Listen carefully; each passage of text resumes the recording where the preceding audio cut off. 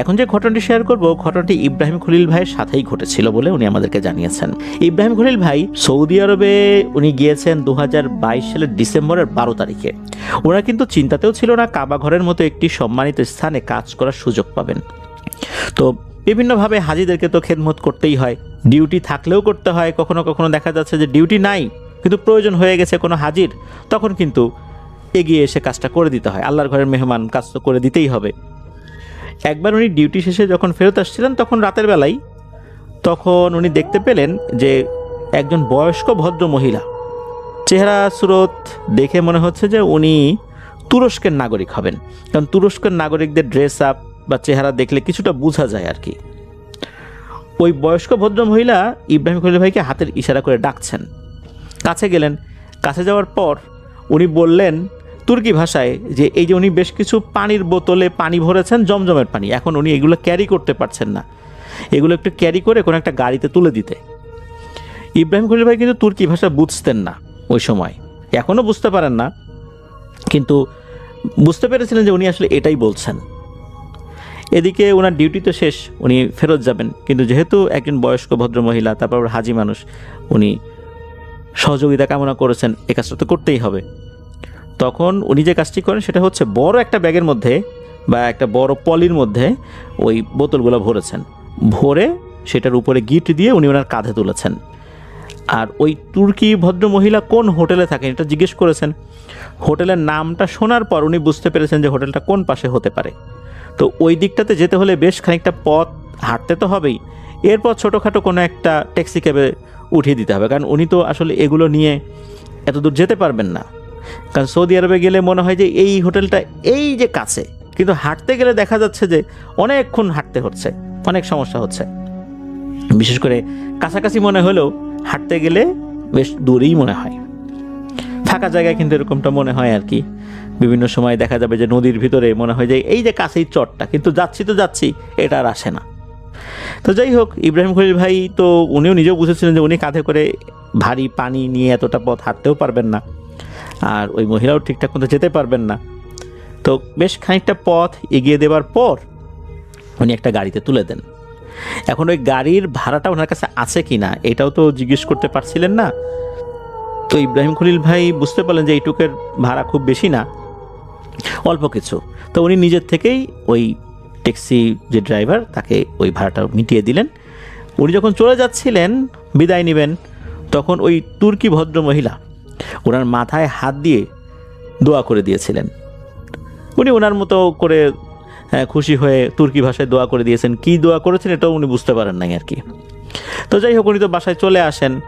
চলে আসার পর মাঝে মাঝে উনি যখন হাঁটাহাঁটি করতে বের হতেন, ওখানে আজিজিয়া নামক একটা জায়গা রয়েছে, ওইখানেই ওনার থাকার স্থানটা ছিল আর কি। কাবা ঘর থেকে ওখানে যেতেও প্রায় 15 মিনিটের উপরে সময় লাগে আর কি। তো একবার হয় কি, উনি ওখানে বসে আছেন, একা একাই বসে আছেন, পরিবারের সাথে একটু যোগাযোগ করবেন আর কি, মেসেঞ্জারে যোগাযোগ করারই করছেন আর কি। তো ওই সময় একটা লোক তার কাছে আসে, দেখে বোঝা যাচ্ছে উনি অ্যারাবিক, অর্থাৎ আরব দেশেরই লোক, বেশ উঁচা লম্বা, চেহারা সুন্দর, দাড়িটাও বেশ বড়। সে তখন তার নাম ধরে ডাক দিল, ইব্রাহিম বলে ডাক দিল। এই লোকটাকে কিন্তু উনি চেনেন না, কিন্তু তার নাম ধরে ডাক দিল। ডাক দেওয়ার পর আরবি ভাষায় কী যেন বললেন, উনি তো কিছুই বুঝতে পারলেন না। তো উনি বলছেন মা আদ্রি, মা আদ্রি, মা আমি বুঝতে পারছি না, আমি তো আরবি ভাষা এইভাবে বুঝতে পারছি না, কারণ উনি তো আসলে খুব বেশি দিন হয় যান নাই, আরবি ভাষাটা পুরোপুরি আয়ত্ত করতে পারেননি তখনও। আর ওনাদের কাজটা বেশি আসলে ইন্দোনেশিয়ান, ফিলিপাইন, তারপরে এই যে মালয়েশিয়া, এই হাজিদের সাথে, তুরস্কের হাজিদের সাথেও বেশি কাজ, আরবি লোকজনের সাথেও কথাও কম হয়। আর হোটেলে যখন থাকেন তখন তো বাংলাদেশি অনেক ভাইরা আছেন আর কি, তাদের সাথে বাংলায় কথা হয়। আর গিয়েছেন নতুন, উনি যে কী বললেন কিছুই বুঝতে পারেন, উনি খালি বললেন মা আদ্রি, মা আদ্রি, না আমি বুঝতে পারি নাই, এরকম আর কি, মানে লা আদ্রি সম্ভবত এরকম একটা কথা বলেছেন, মা আদ্রি বা লা আদ্রি আর কি। তো যাই হোক, ওই সময় তো এরকমই চলে গেল। তো মাঝে মাঝে যখন ওই জায়গাতে বসতেন, তখন যে সবসময় এরকম ওই লোকটার সাথে দেখা হতো তা না, তবে হঠাৎ হঠাৎ উনি আসতেন, দেখা যাচ্ছে যে কোনো একটা রুটি নিয়ে আসছেন, এটাকে খবুজ বলে ওখানকার ভাষায় আর কি। তো ইব্রাহিম ভাই অবাক হতেন, এই লোকটা কোত্থেকে আসে, এসে দেখি আবার রুটিও দেয়। যাক, ভালোই হলো, উনি হাদিয়া দিচ্ছেন। আর দেওয়ার সময় কিন্তু মুচকি হাসতেন ওই লোকটা। এইভাবে কিন্তু অনেক দিন কেটে গেছে। হঠাৎ হঠাৎ উনি আসতেন, এটা যে একদম রেগুলার এটাও বলা যাবে না। এরই মধ্যে চলে গেল বেশ কিছু বছর। 2025 সালের মার্চ মাসের সম্ভবত 18 তারিখ হবে আর কি, এমনটাই জানিয়েছেন ইব্রাহিম ভাই, যে উনি ডিউটি শেষ করে কাছাকাছি একটা পাহাড়ের কোনায় বসে আছেন। ওই সময় আবার পরিবারের সাথে কথা বলছিলেন। কথা বলতে বলতে একবার মায়ের সাথে কথা বলেছেন, বাবার সাথে কথা বলেছেন, পারিবারিক একটা বিষয় নিয়ে মা বাবার সাথে বেশ ঝগড়াঝাটি হয়ে যায়, মনটা খারাপ করে বসে আছেন। এদিকে এই কয়েক বছরে মোটামুটি আরবি উনি শিখেছেন আর কি। রাত তখন প্রায় 2টো বাজে। হঠাৎ করে ওই যে বয়স্ক যে ভদ্রলোকটা উনি ওখানে আসেন। তখন ওই ইব্রাহিম খলিল ভাই জিজ্ঞেস করেছেন যে কেমন আছেন, এখন এখানে আসলেন কি মনে করে, কোনো কাজ আছে কি না, এরকম টুকিটাকি কথা হলো। কথা হয়েছে তো আরবিতে, আমরা বোঝার সুবিধার্থে এখন বাংলাই বলছি আর কি। ওই লোকটা বলে যে আচ্ছা, তুমি কি আমাদেরকে কোনো বিষয়ে সহযোগিতা করতে পারবা? তখন ইব্রাহিম ভাই বলছেন যে কেন পারবো না, বলুন আমার কতটুকু করণীয় আছে, আমার সাধ্যের মধ্যে থাকলে, সামর্থ্যের মধ্যে থাকলে অবশ্যই করবো ইনশাল্লাহ। তখন উনি বলেন যে আসলে আমি কিন্তু মানুষ না, আমি কিন্তু জিন। যেই না এই কথা বলছে, কিসের কি সাহায্য, কি মানে আশয় বিষয়, এগুলো তো জিজ্ঞেস করতে পরের কথা। ইব্রাহিম খলিল ভাই ওখান থেকে উঠে কোনো মতে দিয়েছেন এক দৌড়ে উনি বাসায় চলে আসেন, রুমের লাইট বন্ধ করে দিয়ে শুয়ে পড়েছেন, এত ভয় পেয়েছেন আর কি। এরপরে তো উনি আবার কাজে গেছেন, এরপরেও নাকি ওই লোকটা 2বার আসছে। এদিকে উনি কিছু একটা বলতে চাচ্ছেন, আস্তে আস্তে ওনার ভয় কেটে গেছে।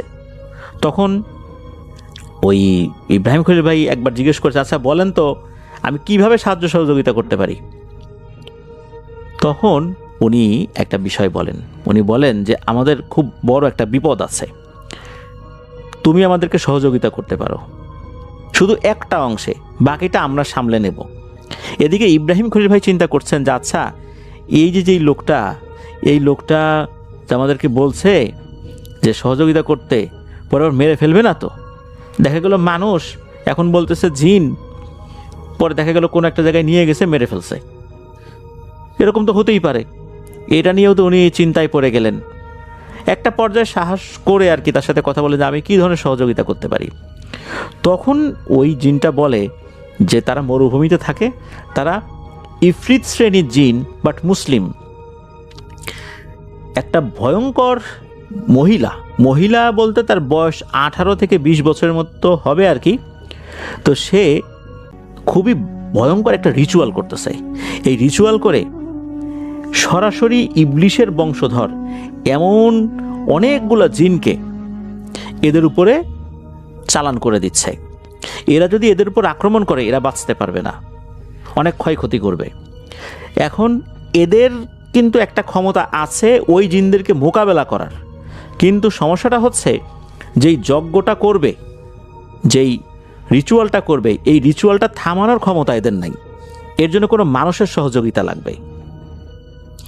এবং ওই জিনটা জানায় যে তোমার কি মনে আছে, তুমি বেশ কয়েক বছর আগে একজন তুরস্কের ভদ্র মহিলাকে পানির বোতল এগিয়ে দিয়েছিলা?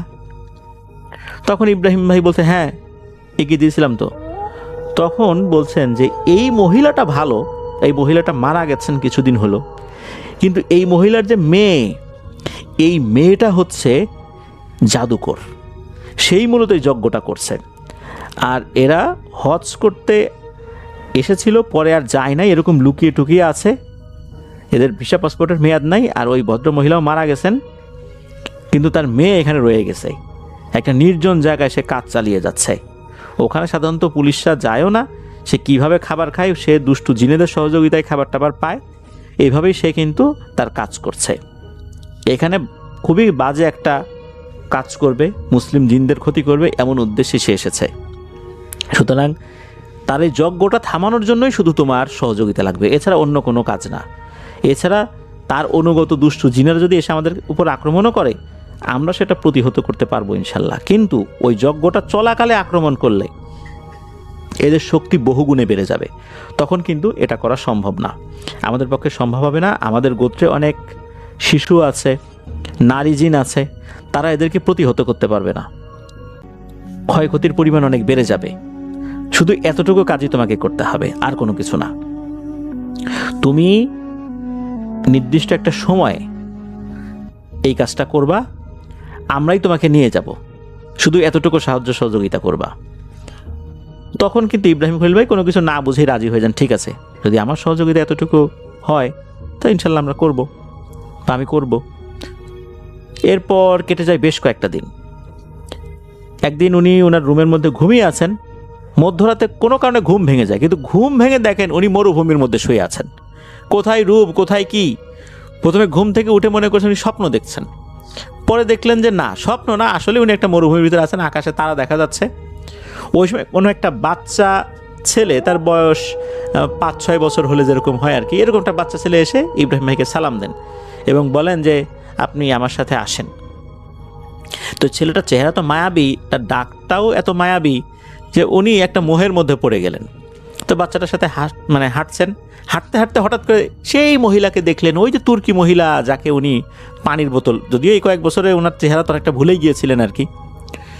তো তাকে দেখার পর ওই তুর্কি মহিলা বলছে, মানে ওই ল্যাঙ্গুয়েজেই বলছে, লোকাল ল্যাঙ্গুয়েজে, সে কিন্তু আর তখন তুর্কি ভাষায় বলছে না, সে আরবিতে বলছে যে তুমি আমাকে দেখে কিন্তু ভয় পেও না, আমি কিন্তু সেই মহিলা না, মূলত সেই মহিলার রূপ ধরে আমি আসছি, যাতে করে তোমাকে বিষয়টা ভালো করে বোঝাইতে পারি। মূলত ওই মহিলার মেয়ে ওই দূরে একটা গুহার মধ্যে, গুহাটা ছোট, সেখানে একটা যজ্ঞ করছে, আর আজকে রাত্রে ভয়ঙ্কর একটা দুর্ঘটনা ঘটবে, তুমি গিয়ে শুধু ওই যজ্ঞটা নষ্ট করবা, আর কিছু না, আর বাকিটা আমরাই করব ইনশাল্লাহ। তো উনি সত্যি দেখলেন দূর একটা আলোর মতো জ্বলছে, ওইখানে যেতে হবে। তখন এরা কিন্তু চলে গেল, ইব্রাহিম খলিল ভাই তো হাঁটা শুরু করেছেন, হাঁটতে হাঁটতে হাঁটতে হাঁটতে ওইখানে চলে গিয়েছেন আর কি। তারপর দেখা গেল যে খুবই সুন্দরী একটা মেয়ে, কালো একটা ড্রেস পরা, সে একটা আগুন জ্বালিয়ে কিছু একটা পড়ছে, আর ওই আগুনের মধ্যে কিছু একটা ছিটা দিচ্ছে। বোঝাই যাচ্ছে যে সে একটা শয়তানি রিচুয়াল করছে। উনি কি করেছেন, সোজা ওইখানে গিয়ে এক লাথি দিয়ে ওই আগুনের যে কুণ্ডুলি, ওর মধ্যে ওই বালু ফেলে দিয়েছেন। তাতে কি হয়েছে, ওই আগুনটা অনেকটাই নষ্ট হয়ে গেছে, কমে গেছে। এরপর ওই মেয়েটা ক্ষিপ্ত হয়ে ওনার গলা চেপে ধরছেন, এরপরে ওনার আর কিছু মনে নেই। ওনার যখন জ্ঞান ফেরে তখন উনি জানতে পারলেন 15 দিন যাবৎ উনি অজ্ঞান অবস্থায় আছেন হসপিটালে, এবং ওনাকে একটা জায়গায় পাওয়া যায়, ওনার পকেটে আইডি কার্ড ছিল, ওটা দেখে লোকাল পুলিশরা হসপিটালে নিয়ে আসে, তার কোম্পানির লোকদেরকে খবর দিয়েছে। তখন কোম্পানির লোকজন ওই হসপিটালে তার দেখাশোনা করছে। 15 দিন যাবৎ ওনার কোনো সেন্স নাই। তো এভাবে কিন্তু উনি এরকম একটা দুর্ঘটনা, ঠিক বলবো না, একটা কাজ উনি করেছিলেন। তবে এই কাজের আসলে অনেক জটিল বিষয়গুলো অজানাই রয়ে গেছে, যে ওনাকে কেন বাছাই করা হলো। হয়তোবা তারা আরও কিছু লোককে চেষ্টা করেছিল কোনো না কোনোভাবে, আসলে এটা হয়নি বা ম্যানেজ হয়নি, অন্য কোনো লোক, ওনাকে দিয়ে কাজটি করানো হয়েছে। হতে পারে যে এই কাজের জন্য ওনাকে ওনারা উপযুক্ত মনে করেছেন, জাস্ট খালি ওই যজ্ঞটা করতে দেন নাই। এরপরে ওই মহিলার কি হয়েছে এটা বুঝতে পারেন নাই, তবে এতটুকু ধারণা ওই মহিলাটাকে এই ভালো জিনেরাই মেরে ফেলেছে। কেননা সে যে কাজটা করছিল তাতে করে আসলে মুসলিম জিন সম্প্রদায়কে ধ্বংস করার জন্য শয়তানি শক্তিকে কাজে লাগিয়ে দুষ্ট জিনদেরকে এই জিনদের উপর চালান করে দেওয়ার একটা ভয়ঙ্কর কর্মযজ্ঞ হাতে নিয়েছিল। তো এমনটাই হয়েছে বলে জানিয়েছেন। আসলে বিষয়টা অত্যন্ত রহস্যময় এবং জটিল। আসলে আমাদের এই দৃষ্টিচক্ষুর যতটুকু সীমানা, আমরা যতটুকু দেখি, এর বাইরে অনেক ঘটনা ঘটে যার কোনো খোঁজ খবর আমরা আসলে জানতে পারি না। এভাবে অনেক ঘটনা ঘটছে, কিন্তু এগুলো আমাদের জানারও বাইরে। সব জিনিস জানা উচিত না, আর সব জিনিসের রহস্য কিন্তু ভেদ করতে যাওয়াটাও যেন বিপজ্জনক, এগুলো রহস্য করে মানুষের সামনে নিয়ে আসাটাও কিন্তু আরও বিপজ্জনক। এটা কিন্তু অনেকেই পছন্দ করে না, এগুলো করতে গিয়ে কিন্তু অনেক মানুষই বিপদে পড়েছে। তো যাই হোক, আল্লাহ তাআলা ওনাকে দিয়ে এই কাজটি করিয়েছিলেন। ওনার জন্য কিন্তু বিষয়টা যদি চিন্তা করি, জাস্ট উনি কিন্তু শুধু আগুনটা নষ্ট করে দিয়েছিলেন। এরপরের ভিতরে আসলে এরপরে যে আরও অনেক ভিতরে কি হয়েছে এটা তো আসলে বলা মুশকিল, আর এটা আসলে জানাটাও খুব কঠিন ব্যাপার। এই জন্য উনিও সেটা জানার ওভাবে চেষ্টা করেননি। বা এরপরে ওদের সাথে আর কখনো দেখাও হয়নি তার। তো এইভাবেই উনি আছেন, আল্লাহর রহমতে ভালো একটা কাজ উনি করেছেন বলে জানিয়েছেন। তবে এই কাজের জন্য তো অনেক সাহস লাগে, সাহসী লোক ছাড়া তো এই কাজ করা আসলে সম্ভব হয় না। তো আজকের এপিসোড এ পর্যন্ত ছিল। ধন্যবাদ জানাচ্ছি ইব্রাহিম খলিল ভাইকে ওনার পাঠানো ঘটনার জন্য। আসসালামু আলাইকুম ভাইয়া, আমি দিনাজপুর থেকে সাব্বির বলছি। আপনার কণ্ঠে ভূতের ঘটনা শুনতে আমার প্রচুর ভালো লাগে। আমার ঘটনার অনুরোধ করছি। আমি আপনার সব এপিসোড শুনেছি। আমি শ্রোতাদের একটি ঘটনা শোনাবো, তবে এটি কিন্তু একটি বাস্তব ঘটনা যেটা আমার মায়ের সাথে খোলায় ঘটেছিল। তো চলুন শুরু। তখন আমার মা ছিলেন খুবই ছোট, গ্রামের মেয়ে ছিলেন তিনি। মায়ের 2 ভাই ও 3 আমার পরে তার যে ছোট বোনটি ছিল সে সবসময় আমার মায়ের সাথেই থাকতো। মা যেখানে যেতেন তিনিও তার সাথে সেখানে যেত। দিনটি ছিল বর্ষার দিন, চারপাশে পানি থই থই করছে। মায়ের ইচ্ছে সাপ যাবে, তাই দুপায়ে নৌকা নিয়ে শাপলা তুলতে গেল। তার সাথে তার ছোট বোনও গিয়েছে। আমার মা একটু শুকনো টাইপের, কিন্তু তার ছোট বোন ছিল খুব মোটাসোটা, স্বাস্থ্যবান। মা খুব ভালো নৌকা চালাতে পারতেন। তারা নদীর ওপারে শাপলা তুলতে গেলেন। সময়টা ঠিক দুপুর, তাই আশেপাশে কোনো মানা আর ঘর বাড়িও ছিল খুব দে। মা পানি শাপলা তুলে নৌকাতে রাখছে, আর তার ছোট বোন নৌকার বইটা হাতে নিয়ে শাপলা খাচ্ছে, কারণ মা তার ছোট বোনকে শাপলা তুলতে নিষেধ করেছেন। হঠাৎ করে তার ছোট বোন বলল, আপু দেখো, সামনে খুব বড় একটা কচুরিপানার ঝোপ যাচ্ছে, সে শাপলা দেখা যাচ্ছে, আমরা ওখান থেকে শাপলা তুলতে যাই। মাও দেখলো সত্যি ওখানে অনেক আছে, তাই মা নৌকা নিয়ে সেই বড় কচুরিপানার ঝোপে গেল এবং নৌকাটিকে কচুরিপানার উপরে উঠিয়ে তারপর শাপলা তুল করলো। মা নিচের দিকে তাকিয়ে শাপলা ওঠাতে খুব ব্যস্ত, কিন্তু তার ছোট বোন একটি জিনিস খেয়াল করলো। সে দেখতে পেল আমার মায়ের সামনের দিক থেকে খুব বড় একটা ঢেউ আসতেছে, অথচ তখন কোনো বাতাস ছিল না। নদী ছিল খুব, আর ওঠার তো কোনো প্রশ্নই আসে না। অথচ যে ঢেউটি তাদের দিকে আসছে সেটা খুব বড় মাপের ঢেউ এবং এর উচ্চতা। ছোট বোন মাকে ডাক দিয়ে বল, ও আপু, তোর সামনে এটা কি আইতেছে? তখন মা সামনের দিকে তাকালো, আর খুব বড় একটা ঢেউ আসছে। মা চিন্তা করলো আশেপাশে তো কোনো বাতাস নেই, এ ভর দুপুরে এত বড় ঢেউ কোথা থেকে আসছে। হঠাৎ করে মায়ের কাছে বিষয়টা বেশি সুবিধার মনে হলো না, তাই মা তার ছোট বোনকে কিছু বুঝতে দিলেন না। ভাবলেন ছোট মানুষ ভয় পাবে, শুধু বললেন, নৌকার মাঝখানে বসে থাক, একদম নড়াচড়া না, চুপচাপ বসে থাকবি। তাই করলো। সে চুপচাপ নৌকার মাঝখানে বসে আছে আর পেছনের ঢেউয়ের দিকে তাকিয়ে আছে। জোরে জোরে নৌকা চালাতে শুরু করেন। মা যত দ্রুত নায় ঢেউটিও তত তাড়াতাড়ি আসতে চেষ্টা করে। ছোট বোন বলতে থাকে, আপু তাড়াতাড়ি নৌকা চালা, দেখ ঢেউটি আমাদের ধরে ফেলতেছে। মা আর পিছন ফিরে তাকায় না, সে শুধু সামনের দিকে তাকিয়ে নৌকা চালাতে থাকে এবং আল্লাহকে ডাকতে থাকে। নৌকা চালাতে তারা যখন নদীর মাঝখানে চলে আসে তখনই ঢেউটি পানি এসে যায় আর দেখা যায় না। তখন মা একটু দীর্ঘ নিঃশ্বাস ছাড়ে এবং বইটা নৌকায় রেখে একটু বিশ্রাম করে নেন। এত দ্রুত গতিতে একজন মেয়ে মানুষের পক্ষে খুবই কঠিন। মা মনে মনে চিন্তা করতে থাকেন, এটা কি ছিল? মায়ের ধারণা তার যে কচুরিপানার উপরে নৌকা ছিল সেখানে কিছু ছিল, যে তাদের ওপর খুব বিরক্ত হন এবং তাদেরকে ধাওয়া করেন। কিন্তু যখন নৌকা পাড় ছেড়ে নদীতে চলে আসে তখন হয়তোবা সে আর নদীর মাঝখানে আসতে পারেনি, তাই চলে গিয়েছে। এরপর মা বাড়ি চলে আসে এবং ঘটনাটি বাড়ির সবাইকে বলে। সবাই শুনে খুব ভয় পায় এবং আল্লাহর কাছে শুকরিয়া আদায় আর মাকে খুব বকাঝকা করেন ও নিষেধ করে দেন দিন দুপুরে বাইরে যেতে। এই ঘটনাগুলো আমাদের জন্য গল্প হলেও যাদের সাথে ঘটে তাদের যে ভয়ঙ্কর অভিজ্ঞতা, আর তারা জীবনে তৃতীয়বার এরকম অভিজ্ঞতাহীন হতে চান না। আমাদের কাছে যিনি গল্পটি পাঠিয়েছেন তিনি চাচ্ছেন আমরা গল্পটা একদম হুবহু তার মতন করেই জানাই আপনাদের, কেননা তিনি চাচ্ছেন যেভাবেই হোক না কেন আজকের এই ঘটনাটি শোনার পরে আপনারা যদি কেউ তাকে কোনো ধরনের সাহায্য করতে পারেন তাহলে সে চিরকৃতজ্ঞ থাকবে।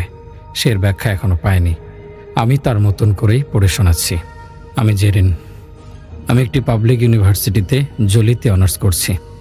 আমি আমার জীবনের 3 সময় 3 জায়গায় কাটিয়েছি। একদম ছোটবেলা থেকে স্কুল পর্যন্ত আমি ছিলাম গ্রামে, দাদাবাড়ি।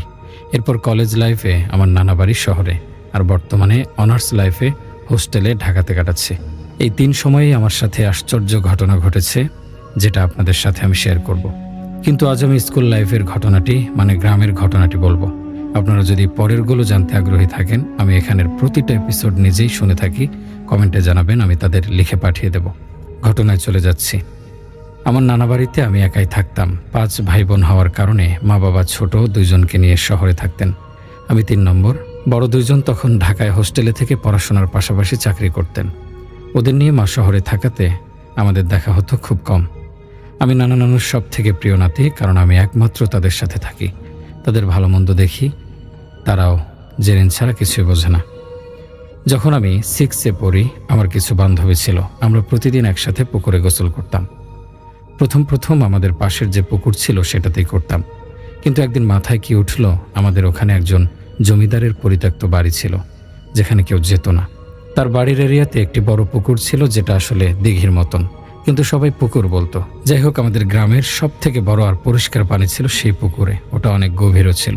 আমাদের সবার ওই দিকটাতে যাওয়া বারণ ছিল। আসলে হয়তো প্রতিটা মানুষের একটা বয়স থাকে যখন তারা কোনো বারণ মানে না। তখন আমারও ওই বয়সটাই চলছিল। আমরা প্রায় 4 জন ছিলাম। ওরাই বলল, কিছুই হবে না, নে চল দেখি। আমরা ওখানের উদ্দেশ্যে রওনা দিলাম, কিন্তু ওটা ছিল আমাদের মূল ঘর থেকে একটু দূরে। যেহেতু মেয়ে মানুষ, গ্রামের মেয়েরা ছোটবেলায় এতটুকু সেন্স থাকে যে গোসল করে ভেজা শরীরে মানুষের সামনে দিয়ে অনেকক্ষণ হাঁটা সম্ভব না। তাই আমরা একটা স্কুল ব্যাগে কিছু জামা আর ওড়না নিলাম। বাসায় এসে একেবারে চেঞ্জ করব। ওখানে বসে শুধু বড় একটি ওড়না লেপটে আসব। যাই হোক, সেখানে রওনা দিলাম। তখন বাজে সকাল 11টা। আমরা এর আগে কখনো জমিদার বাড়ির দিকে যাইনি। হাঁটছি, আমাদের সবার হাতেই ঘড়ি। ওখানে যেতে যেতে প্রায় 12টা। এত পথ কিভাবে কি বুঝতে পারলাম না। আমাদের গ্রাম যে এত বড় তাও জানতাম না, কিন্তু মনে হলো আমরা এক পথ দিয়ে কয়েকবার ঘুরে তারপর এখানে এসেছি। মানে কেউ আমাদের এখানে আসতে বারণ করছিল, বুঝলাম না। তখন বয়স কম ছিল, অত কিছু বুঝতাম না। কিন্তু যখন এসব নিয়ে নতুন করে ভাবি, তখন প্রতিটা বার নতুন কিছু মাথায় চলে আসে। জমিদার বাড়ির ভিতরে ঢুকতে দেখলাম একজন বৃদ্ধ লোক বসে আছে। বলল, তোমরা এখানে কি চাও খুকি? আমরা হেসে ফেললাম, বললাম, চাচা একটু গোসল করতে এসেছি। বলল, তোমাদের তো দেখছি খুব সাহস। কেন, পুকুরে গোসল করতে সাহস লাগে নাকি সাঁতার জানা লাগে? যা ইচ্ছা হয় করো, আমি বারণ করব না, কিন্তু মাঝে যাবে না, ওটা খুব গভীর। আর প্রায় অনেকগুলো বছর পরে এই পানিতে কেউ নামছে। ঠিক আছে চাচা, আপনার কথা আমরা রাখবো। এই বলে আমরা পুকুরের পাড়ে চলে গেলাম। এত সুন্দর পুকুর আমি আমার জীবনে দেখিনি। চারপাশে ঘাটলা দেয়া, সিঁড়িতে বসার জায়গা। শুনলাম জমিদার মশাই এখানে বসে মাছ ধরতেন। আমরা পুকুর ঘাটে বসে অনেকক্ষণ পানি নিয়ে খেললাম। এরপর পানিতে নেমে গেলাম। পানিতে নামার পর খুব ভালো লাগছিল। কেমন একটা ঠান্ডা পানি, শীতল বরফ পাচ্ছিলাম। কিন্তু যখনই আমি ডুব দেই, আমার মনে হচ্ছিল একটা ঝিনঝিন শব্দ আসছিল। এমন শব্দ আমি এর আগে কোনোদিন পাইনি। আমি ওদের কাছে জিজ্ঞেস করলাম, তোরা কোনো শব্দ পাও? ওরা বলে, কিসের শব্দ? ভাবলাম মনে হয় কোনো পোকা টোকা আশেপাশে ডাকছে, সেটাই শুনছি। আমি এবার ভাবলাম একটু ঘাটলায় বসে দেখি ওরা কিভাবে ডুব দেয়। এতেও এক ধরনের মজা আছে। হঠাৎ করে আমার হাত আর একটা শক্ত হাত টেনে নিয়ে যেতে থাকে পুকুরের দিকে। আমি একদম হতভম্ব হয়ে গেলাম। কি হচ্ছে কিছুই বুঝতে পারছিলাম না, কিন্তু নিজেকে কন্ট্রোল করতে পারছিলাম না। সর্বশক্তি দিয়ে আমি চেঁচাতে লাগলাম আর হাত ছাড়াতে চেষ্টা করলাম, কিন্তু কোনো লাভই হচ্ছে না। একদম পুকুরের পাড়ে নিয়ে এসেছে আমাকে। এতক্ষণও দেখতে পারিনি কি এমন করছে। আতঙ্কে চোখ মুখ বিকৃত হয়ে এলো আমার। হচ্ছেটা কি এসব? চিৎকার করলাম সাহায্যের জন্য। দূর থেকে হইচইয়ের শব্দ কানে আসছে। আমার চেঁচামেচি শুনে ছুটে আসলো চাচা। আমার বান্ধবী 4 জন কিছুই বুঝতে পারছে না। আমি নিজেও বুঝতে পারছি না কি হলো এসব। কিন্তু আমার একজন বান্ধবীকে একটু কেমন যেন দেখাচ্ছিল, যার নাম ছিল সেতু। সেতু ছিল ওই 4 জনের মধ্যে সব থেকে ঠান্ডা। ও মানুষকে একটা থাপ্পড় মারার সাহসও পায় না কখনো। আমি কান্না শুরু করলাম। আমার হাত অনেকখানি কেটে গিয়েছে। এই মুহূর্তে পুকুরের পানি থেকে ভয়ানক কিছু যেন আমার কাছে আর নেই। আমি জানি এই মাঝের পানিতে আমাকে যদি কেউ টেনে নিয়ে যায় তাহলে আর বাঁচার সম্ভাবনা নেই। হঠাৎ দেখলাম চাচা এদিকে এসেও আবার ওই দিকে চলে যাচ্ছে। সেতু কেমন জানি অন্যরকম হয়ে উঠছে। সেতু একাই পুকুরে ঝাঁপিয়ে পড়লো। আমি ভাবলাম আমাকেও পুকুরে ফেলে দেবে সে, কিন্তু সেতু একা ঝাঁপিয়ে পড়তে কিছুটা অবাক হলাম। ওকে কেমন যেন লাগছে, মনে হচ্ছে ওর মধ্যে অন্য কেউ। দেখতে দেখতে পানির নিচে তলিয়ে গেল মেয়েটা। স্তম্ভিত হয়ে সেদিকে তাকিয়ে রইলাম আমরা। ধীরে ধীরে সেখানে ভেসে উঠল একটা মাথা, কিন্তু সেতু কোথায়? এমন বিভৎস ভয়ঙ্কর চোখ আর মুখ এর আগে কখনো দেখিনি আমরা। চোখ জোড়া জল করে চলছে এবং আমার দিকে তাকিয়ে হিস হিস করে উঠল ওটা। ওটার মুখ থেকে যেন একটা সাপের মাথা বেরিয়ে এসে আবার ঢুকে গেল ভেতরে। এটা যে ওটার জিহ্বা তা বুঝতে বেশ কিছুটা সময় লাগলো আমাদের। হচ্ছেটা কি?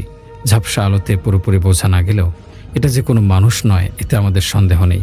ভয়ে কাঁপতে লাগলাম। চিৎকার থেমে গেছে অনেক আগেই। এখন শুধু ভয়ে ফোঁপাচ্ছি। ভয়ঙ্করভাবে কাঁপছে পুকুরের পানি। বিভৎস প্রাণীটা স্থির হয়ে দাঁড়িয়ে থাকলেও ওটার একটা হাত লম্বা হয়ে এগিয়ে আসছে আমার দিকে পানির নিচ দিয়ে। মুহূর্ত পরে আমি অনুভব করলাম শক্ত এক জোড়া হাত চেপে ধরেছে আমার 2টি পা। আতঙ্কে গলার সব শক্তি দিয়ে চিৎকার করে উঠলাম। এক মুহূর্ত শুধু চিৎকার ভারী করে ফেললাম পরিবেশকে। তারপরে তীব্র টান অনুভব করলাম আমার পায়ে। পানিতে পড়ে গেলাম। পুকুরের মাঝামাঝি টেনে নিয়ে গেল হাতটা। মুখোমুখি হলো সে ভয়ঙ্কর বিভৎস প্রাণীটির। চুকচুক শব্দ বেরিয়ে আসছে ওটার মুখ থেকে। চিৎকার করার শক্তি আর জোগাচ্ছে না শরীর। বড় বড় চোখ করে নিজের মৃত্যু মুহূর্ত অনুভব করতে পারছিলাম। এই প্রাণীটি মেরেছিল তার খেলার সাথীকে।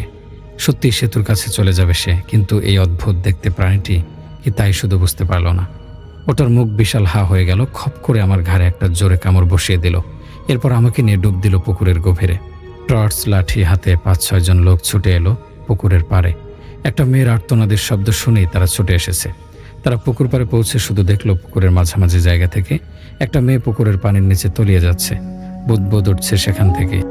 কি টর্চের আলোয় স্পষ্ট বোঝা যাচ্ছে না কিছু। হঠাৎ করে আকাশ মেঘলা হয়ে সব অন্ধকার হয়ে গিয়েছে। তবে মনে হচ্ছে ওইটুকু জায়গা কারো রক্তে লাল হয়ে গেল।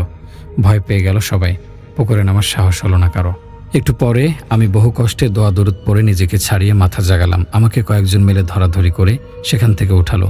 আমি আর পারলাম না, জ্ঞান হারালাম। পরের দিন দিনের আলো ফুটলে জানা গেল সেতুকে খুঁজে পাওয়া যাচ্ছে না।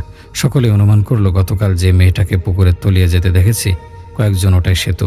কিন্তু মেয়েটা পুকুরে কেন নেমেছিল, যেখানে জমিদারের ভয়ঙ্কর মৃত্যুর পর থেকে দিনের বেলাতে অনেকে এখানে আসতে সাহস করে না।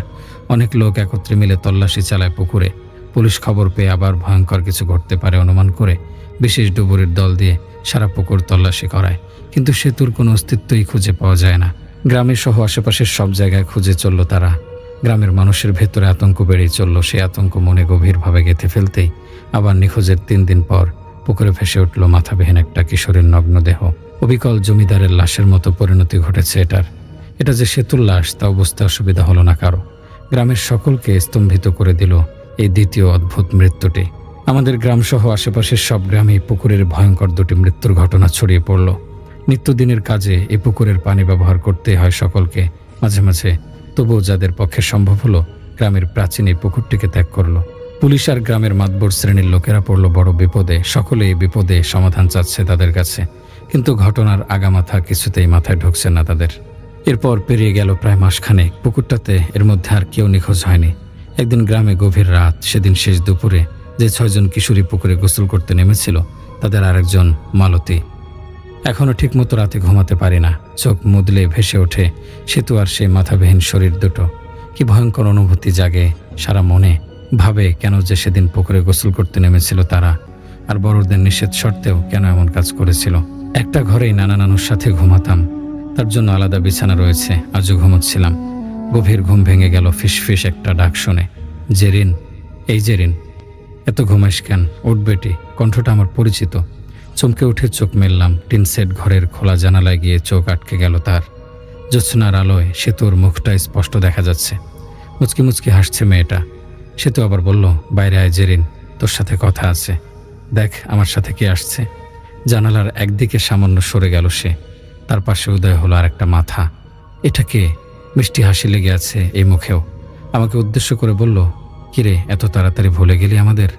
আমরা একসাথে কত খেলা করেছি, কত ঘুরেছি, আর আজ কতদিন দেখা হয় না। বাইরে আয় না হতচ্ছাড়া, আমাদের সাথে চল। আমি বিভ্রান্ত হয়ে বিছানায় উঠে চোখ ডলতে লাগলাম। কি দেখলাম? নানা নানুর দিকে তাকিয়ে দেখলাম দুজনেই ঘুমিয়ে আছে। আবার জানালার দিকে তাকালাম। সেতু আর আরেকজন দুজন হাসি হাসি মুখ করে আমার দিকে তাকিয়ে আছে। আমি ধীরে ধীরে বিছানা থেকে নেমে এগিয়ে গেলাম জানালার দিকে। যতই সামনে আগাই অজানা একটা আতঙ্কে আমার বুকের ধকপকানি বেড়েই চলেছে। একেবারে জানালার কাছে চলে এলাম। মুহূর্তে উড়ে গেল সেতু আর সে মুখের মিষ্টি হাসি। একে অপরের দিকে তাকিয়ে ঠোঁট বাঁকা করে করুর হাসি হাসলো তারা। ভয় পেয়ে গেলাম আরও। এতক্ষণ যেন আমি ঘুমের ঘোরে ছিলাম। হঠাৎ অনুধাবন করতে পারলাম সেতু তো মারা গেছে অনেকদিন আগে। তারা এত রাতে এখানে কি করে আসবে? কৌতূহলতায় জানালার দিকে আরেকটু ঝুঁকে গেল সে। পিছিয়ে গেল সেতু আর সে মাথা। একই শরীর কোথায় ওদের? দুটো কাটা মাথা এখন জানালার ওপাশে তার মুখোমুখি। গলার নিচ থেকে শরীরের নিচের অংশ অদৃশ্য ওদের। খিলখিল করে হেসে উঠল ওরা। আতঙ্কে হিতাহিত জ্ঞান হারিয়ে ফেললাম। কণ্ঠের সব শক্তি খরচ করে চিৎকার জুড়ে দিলাম সেদিন। নানা নানু ধরফর করে উঠে তার কাছে চলে এলো। ভয়ে তেতলাচ্ছিলাম আর ফুপিয়ে কেঁদে কেঁদে জানালার বাইরে দেখছিলাম, কিন্তু ওখানে এখন কিছুই নেই। আমার কথাগুলোকে গুরুত্বের সাথে নিল না তারা। বলল, স্বপ্ন দেখেছি। দোয়া দরুদ পরে ভরসা দিল। এত বাস্তব ছিল সবকিছু, কি করে এটা স্বপ্ন হয়? তারাও কি মারা যাবে তাদের মতো? ভয়ে মুষড়ে পড়লাম।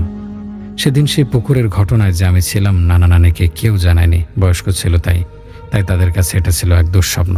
এরপর কেটে গেল কয়েকদিন। রাতে ঘুমিয়েছিলাম। শরীরে কারো ঝাঁকুনিতে ঘুম ভেঙে গেল। চোখ মেলেই দেখলাম একটা মুখ আমার মুখের ওপর ঝুঁকে রয়েছে। আমার মা। বিছানায় উঠে বসলাম। মা বলল, চল জেরিন, তোকে একটা জিনিস দেখাই, আয় আমার সাথে বাইরে। এই বলে মা ঘরের বাইরে চলে গেলেন। ঘরে আর কেউ নেই। নানু কোথায় গেল? খোলা জানালা দিয়ে বাইরে তাকাতেই মনে হলো এখনো রাত। বিভ্রান্ত হয়ে বিছানা থেকে নেমে ঘরের বাইরে বেরিয়ে এলাম। হ্যাঁ, রাতই তো। চাঁদের আলো যদিও পরিবেশ তেমন ঝাপসা নয়। ওই তো বাবা আর মা দূরে দাঁড়িয়ে রয়েছে। কোথায় যাচ্ছেন তারা? কখন এলেন তারা? একে অপরের দিকে তাকিয়ে এমন মুচকি মুচকি হাসছেন কেন? হাত ইশারা করে তারা দুজন আমাকে ডাকলেন। বিস্মিত হয়ে তাদের অনুসরণ করে চললাম। যতই দ্রুত হাঁটছি ততই তার বাবা মার চলার গতি বৃদ্ধি পাচ্ছে। কিছুতেই ধরতে পারছিলাম না তাদের।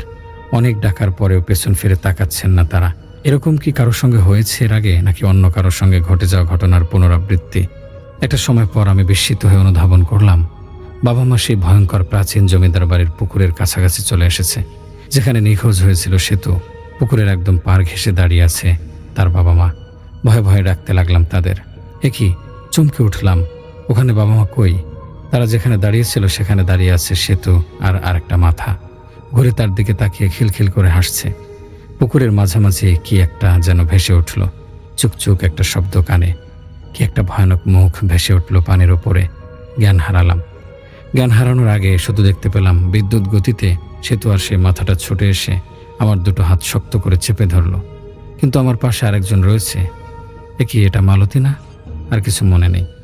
পরদিন সে তোর নিখোঁজের পর যেমন পরিস্থিতি সৃষ্টি হয়েছিল, মালতীকে খুঁজে না পেয়ে তারই পুনরাবৃত্তি ঘটল গ্রামে। আমি নিজেকে নিজের ঘরেই পেলাম, কিন্তু আমার পা পুরো কাদায় ঢেকে রয়েছে। তার মানে গতকাল রাতে আমি যেটা দেখেছি সেটা সত্যি ছিল। আমি ওখানে গিয়েছিলাম হেঁটে হেঁটে খালি পায়ে। প্রথমে কেউই বুঝতে পারলো না মেয়েটা কোথায় গেল। মালতীর বাবা একটা পায়ের ছাপ খুঁজে পায়। ওটা গেছে পুকুরের দিকে। তার মানে রাতে পুকুরের দিকে গিয়েছিল মালতী। এর মানে যে কি কারো বুঝতে বাকি রইল না। কি এমন জিনিস যা অমন ভয়ের একটা পুকুরেও একটা মেয়েকে অমন রাতে টেনে নিয়ে যায়? অভাবনীয় বিষয় সকলের কাছে। মালতীর পরিণতি যে সেতুর ব্যতিক্রম নয় তা সবাই নিশ্চিত হয়ে গেল। সারাদিন ভোরে তাকে খুঁজেও কোথাও না পেয়ে পুকুরে নেমেও কয়েকজন খোঁজ চালালো তার লাশের, কিন্তু কোনো লাভ হলো না। গ্রামের সকলে আতঙ্ক নিয়ে মালতীর মাথাবিহীন লাশটি পুকুরে ভেসে ওঠার জন্য 3 দিন অপেক্ষা করতে লাগলো। 3 দিন 1 সপ্তাহ পার হয়ে গেল। মালতীর লাশের কোনো হদিসই মিলল না। লাশ ভেসে উঠছে না দেখে সকলে অবাকই হলো। সে কি মারা গেছে নাকি বেঁচে আছে তাও কেউ অনুমান করতে পারছে না। এরপর আরও বেশ কিছুদিন কেটে গেল। মালতীর কোনো খোঁজ আর পাওয়া গেল না। পুকুর থেকে দুটো কিশোরী মেয়ের নিখোঁজ হওয়াটা গ্রামের মানুষের কাছে যেমন বিস্ময়কর, তার চেয়ে বিস্ময়কর 3 দিন পর তাদের মাথাবিহীন লাশ পুকুরে ভেসে ওঠা। এখন আরেকটা আতঙ্ক সৃষ্টি হয়েছে মালতীর উধাও হওয়ার মধ্য দিয়ে। এর পেছনে কে বা কি আছে তা কেউ অনুমান পর্যন্ত করতে পারছে না এখন পর্যন্ত। পুকুরে সেদিন শেষ দুপুরে যে 6 জন কিশোরী মেয়ে গোসল করতে নেমেছিল, তারা সবাই যে একে একে পুকুর থেকে নিখোঁজ হচ্ছে এই সূত্রটাও কেউ ধরতে পারছিল না। ধরতে পারলে হয়তো তাদের উপর নজরদারি করে এই রহস্যের সামান্য কিনারা হলেও খুঁজে পেত। 6 জন কিশোরীর বাড়ি এই প্রাচীন পুকুরটাকে ঘিরে খানিকটা তফাতে। এর মধ্যেই তাদের 3 জন পুকুরের অজানা আতঙ্কের শিকার হয়েছে। 2 জনের লাশ খুঁজে পেলেও মালতীরটাও পাওয়া যায়নি। এরপর কেটে গেছে 7 মাস। আমাদের গ্রাম এখন আতঙ্কের গ্রাম। প্রাচীন সেই পুকুরের আশেপাশে যাওয়া সবার জন্য নিষিদ্ধ। সেতু, মালতী এর পরে তাদের বাকি 3 খেলার সঙ্গে জ্যোৎস্না, জুলেখা, মণিও নিখোঁজ হয়ে গিয়েছে 1 মাস 1.5 মাস বিরতিতে। বলা যায় সেতু আর মালতীর সঙ্গে ঘটে যাওয়া ঘটনারই পুনরাবৃত্তি ঘটেছে তাদের সাথেও। হয়তো আপন চেহারার রূপ নিয়ে আসা কিছুই ওদের পুকুরে নিয়ে গিয়েছিল গভীর রাতে, কিন্তু গ্রামের মানুষ তারা আচ্ছ করতে পারেনি। নিখোঁজ হওয়ার পর পুলিশ, স্থানীয়রা বাড়ি থেকে পায়ের ছাপ অনুসরণ করে নিশ্চিত হয়েছে যে মেয়েটা পুকুরের দিকেই গেছে রাতে। খুঁজে পাবে না জেনেও পুকুরে অনুসন্ধান চালানো হয়। গ্রামে গ্রামে খোঁজ করা হয়, কিন্তু শেষ পর্যন্ত তারা অপেক্ষা করে থাকে পুকুর থেকে যে কোনো একা অবস্থাতে লাশটা ভেসে উঠবে। কিন্তু দিনের পর দিন চলে যায়। সেতুর পর বাকি 3 জন মেয়েও উধাও হয়ে যায়, কিন্তু তাদের লাশ আর কেউ খুঁজে পায় না। তখন গ্রামের মানুষ এবং পুলিশ একটি সূত্র অনুধাবন করে বিস্মিত হয়ে পড়েন যে 6 জন সেদিন দুপুরে গোসল করতে নেমেছিল তারাই কেবল এই কয়দিনে নিখোঁজ হয়েছে। গ্রামের অন্য আর কেউ এই আতঙ্কের শিকার হয়নি। তাছাড়া এই 6 জনই খুব ঘনিষ্ঠ বন্ধু ছিল একে অপরের। সকলেই প্রায় সমান বয়সের। গ্রামের কারো সন্দেহ নেই যে কোনো পিশাচ কিংবা অশুভ শক্তির কাজ এটি, যার বাস ওই পুকুরে। পুলিশের লোকেরা মুখে বলতে না পারলেও হাবভাবে তাদের সাথে একমত প্রকাশ করেছেন। কোনো মানুষের পক্ষে প্রথম 2টো খুন করা অসম্ভব। এটা সমাধান করা যে তাদের পক্ষে সম্ভব না তা বুঝতে পারছেন। এর সমাধান করবার জন্য গ্রামের লোকেরা সিদ্ধান্ত নিলেন তারা ডাকবেন কোনো তান্ত্রিককে, যে এই সব অশুভ শক্তি থেকে বাঁচাতে পারবে তাদের সকলকে, ভেদ করতে পারবে এই হত্যার নিখোঁজের রহস্য। দেখা যাক তিনি এই পুকুরে অশুভ কিছুর অস্তিত্ব খুঁজে পায় কিনা। আজকাল এইসব অঞ্চলে জালালউদ্দিন মাতবর নামে একজনের নাম বেশ শোনা যায়। লোকটা নাকি এক প্রকার পিশাচ বিশেষজ্ঞ। তার জীবনের অধিকাংশ সময়ই এই অশুভ শক্তির সঙ্গে লড়াই করে কাটিয়েছেন। তার সঙ্গে যোগাযোগ করতে বেশ কষ্ট করতে হলেও যোগাযোগ করা গেছে। পুকুরের শেষ যে মেয়েটি মারা গিয়েছে, তারপর 2 মাস কেটে গেছে, এর মধ্যে না পাওয়া গেছে শেষ নিখোঁজ হওয়া 4 জন মেয়ের লাশ, আর না ঘটেছে নতুন আরও কোনো দুর্ঘটনা। আফসারপুরের মানুষ পুরোপুরি আতঙ্কিত হওয়ায় এবং একজন নিযুক্ত চৌকিদারের পাহারার কারণে প্রাচীন পুকুরটি এখন প্রায় পরিত্যক্ত। কেউই এদিকে খুব একটা আসে না। সন্ধ্যার প্রায় কাছাকাছি চাচা পুকুরটার আশেপাশে জায়গা চক্কর দিচ্ছেন।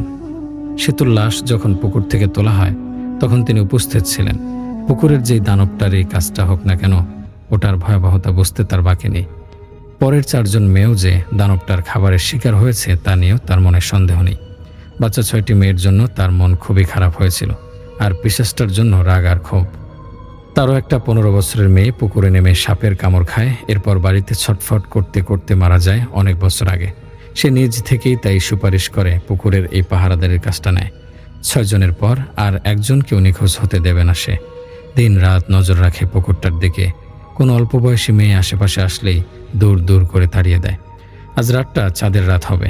বিকেলের শেষ আলোয় পুকুরের দিকে তাকিয়ে আছেন চাচা। তার নাম শাহিন মিয়া। চারদিকে এত গাছ, তবুও বাতাস নেই। হঠাৎ খেয়াল করলেন পুকুরের মাঝখানের এক স্থানের পানি বেশ জোরে কেঁপে পুরো পুকুরে ছড়িয়ে পড়ছে। জায়গাটা থেকে এবার পানির বুদবুদ উঠছে। পুরোই অস্বাভাবিক ঘটনা। পুরো পুকুরের পানিতে ভয়ানক তাণ্ডব শুরু হলো। পানি ফুলে ফুলে উঠছে, পাড়ে পানির ঢেউ আছড়ে পড়ছে। পুকুরের মাঝামাঝি জায়গায় পানি চক্রাকারে ঘটছে। গাছের একটা পাতাও নড়ছে না, অথচ পুকুর হঠাৎই শান্ত হয়ে উঠল। আবার পুকুরের পানি ভেদ করে পুকুরের মাঝামাঝি জায়গায় ভেসে উঠল 4টা মেয়ের লাশ, মাথাবিহীন লাশ। কয়েক মুহূর্ত মাথা ঝিম মেরে রইল আলম মিয়ার। এরপরে চিৎকার করে ছুটতে লাগলেন গ্রামের দিকে। এই গ্রামটাকে গিলতে শুরু করলো পুকুরের সেই আতঙ্ক। রাত নেমে আসছে। এসব কিছুই পরে চাচার কাছ থেকে জেনেছি। চাচার পুরো বক্তব্যটি আপনাদের কাছে তুলে ধরছি। এখানে আমি নিজে ছিলাম না, কিন্তু চাচা 2 জন তান্ত্রিকের কাছ থেকে পুরো বিষয়টা জেনে আমাকে জানিয়েছেন। আসসালামু আলাইকুম, আমি মিনহাজ। আমার বাসা শাওয়ারের পল্লী বিদ্যুৎ। আমি বর্তমানে আমাদের নিজস্ব ব্যবসা পরিচালনা করছি। আমাদের মেইন ব্যবসা হচ্ছে চালের। দেশের বিভিন্ন জায়গা থেকে আমরা চাল সংগ্রহ করে থাকি, বিশেষ করে ধামরাইয়ের কৃষকদের থেকে অধিকাংশ চাল আমরাই ক্রয় করি।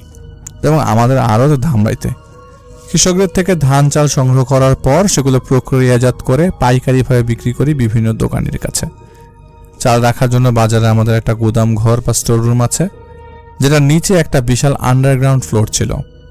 ওখানেই আমাদের সকল চালের বস্তা এবং খোলা চাল রাখা হতো, এবং পাশেই বস্তা ভরা থেকে প্যাকেজিংয়ের কাজগুলো করা হতো।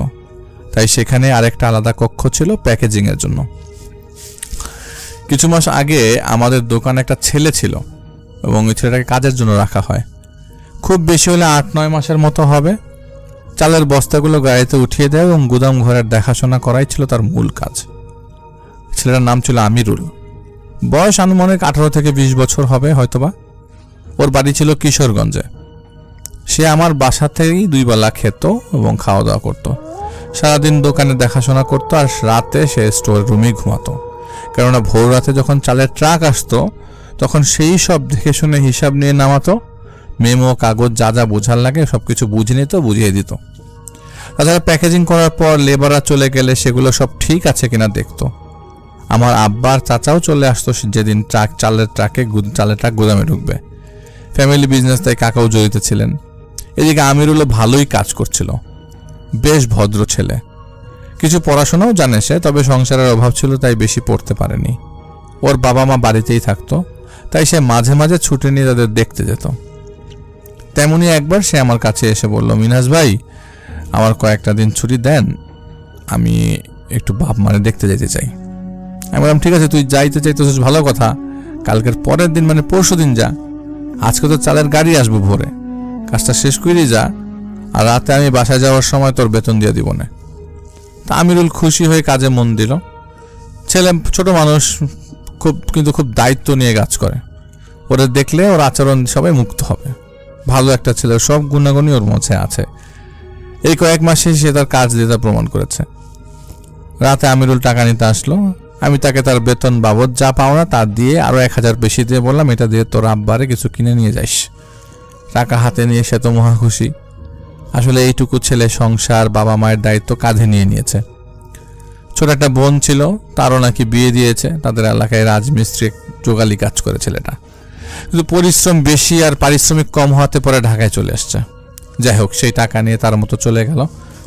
সব কাজ শেষ করে চাল আসলে সেগুলো রাখার জায়গাটা ঝাড়ু দিয়ে পরিষ্কার করে আমিরুলও তার মতো গুদাম ঘরে ঘুমাতে চলে গেল। আমিও দোকান বন্ধ করে আমার মতো বাসায় চলে আসি। পরের দিন সকালে চালের গাড়ি আসলে সে সব কাজ গুছিয়ে আমার আরেক কর্মচারীকে বুঝিয়ে দিয়ে তার বাড়িতে যায়। গ্রামের বাড়িতে 2-3 দিন থেকে আমিরুল আবার কাজে ফেরত আসে। আমাদের চালের যে গোডাউনটা ছিল সেই গোডাউনের ভেতরেই ঘুমাতো আমিরুল। তাছাড়া রাতে একজন সিকিউরিটিরও দরকার হয়, তাই ও থাকায় আর সেটা প্রয়োজন হতো না। ওই গোডাউনটা ছিল এমন, যার এক পাশে চালের বস্তা রাখা থাকতো আর এক পাশে খোলা চাল রাখা থাকতো। দুই পাশেই চাল রাখা হতো আর মাঝখানে হাঁটার জন্য অল্প জায়গা ছিল। আর পাশেই একটা ঘর আছে, সেখানে চাল বাছাই প্যাকেজিং করা হতো। আর গোডাউনের বাইরে আমাদের দোকানের বা আড়ত বলতে পারেন, ওখানে শুধু স্যাম্পলগুলো রাখা হতো চালের। তো দিনের বেলা আমিরুল সেখানে কাজ করতো, যেহেতু এটা পাইকারি আড়ত ছিল।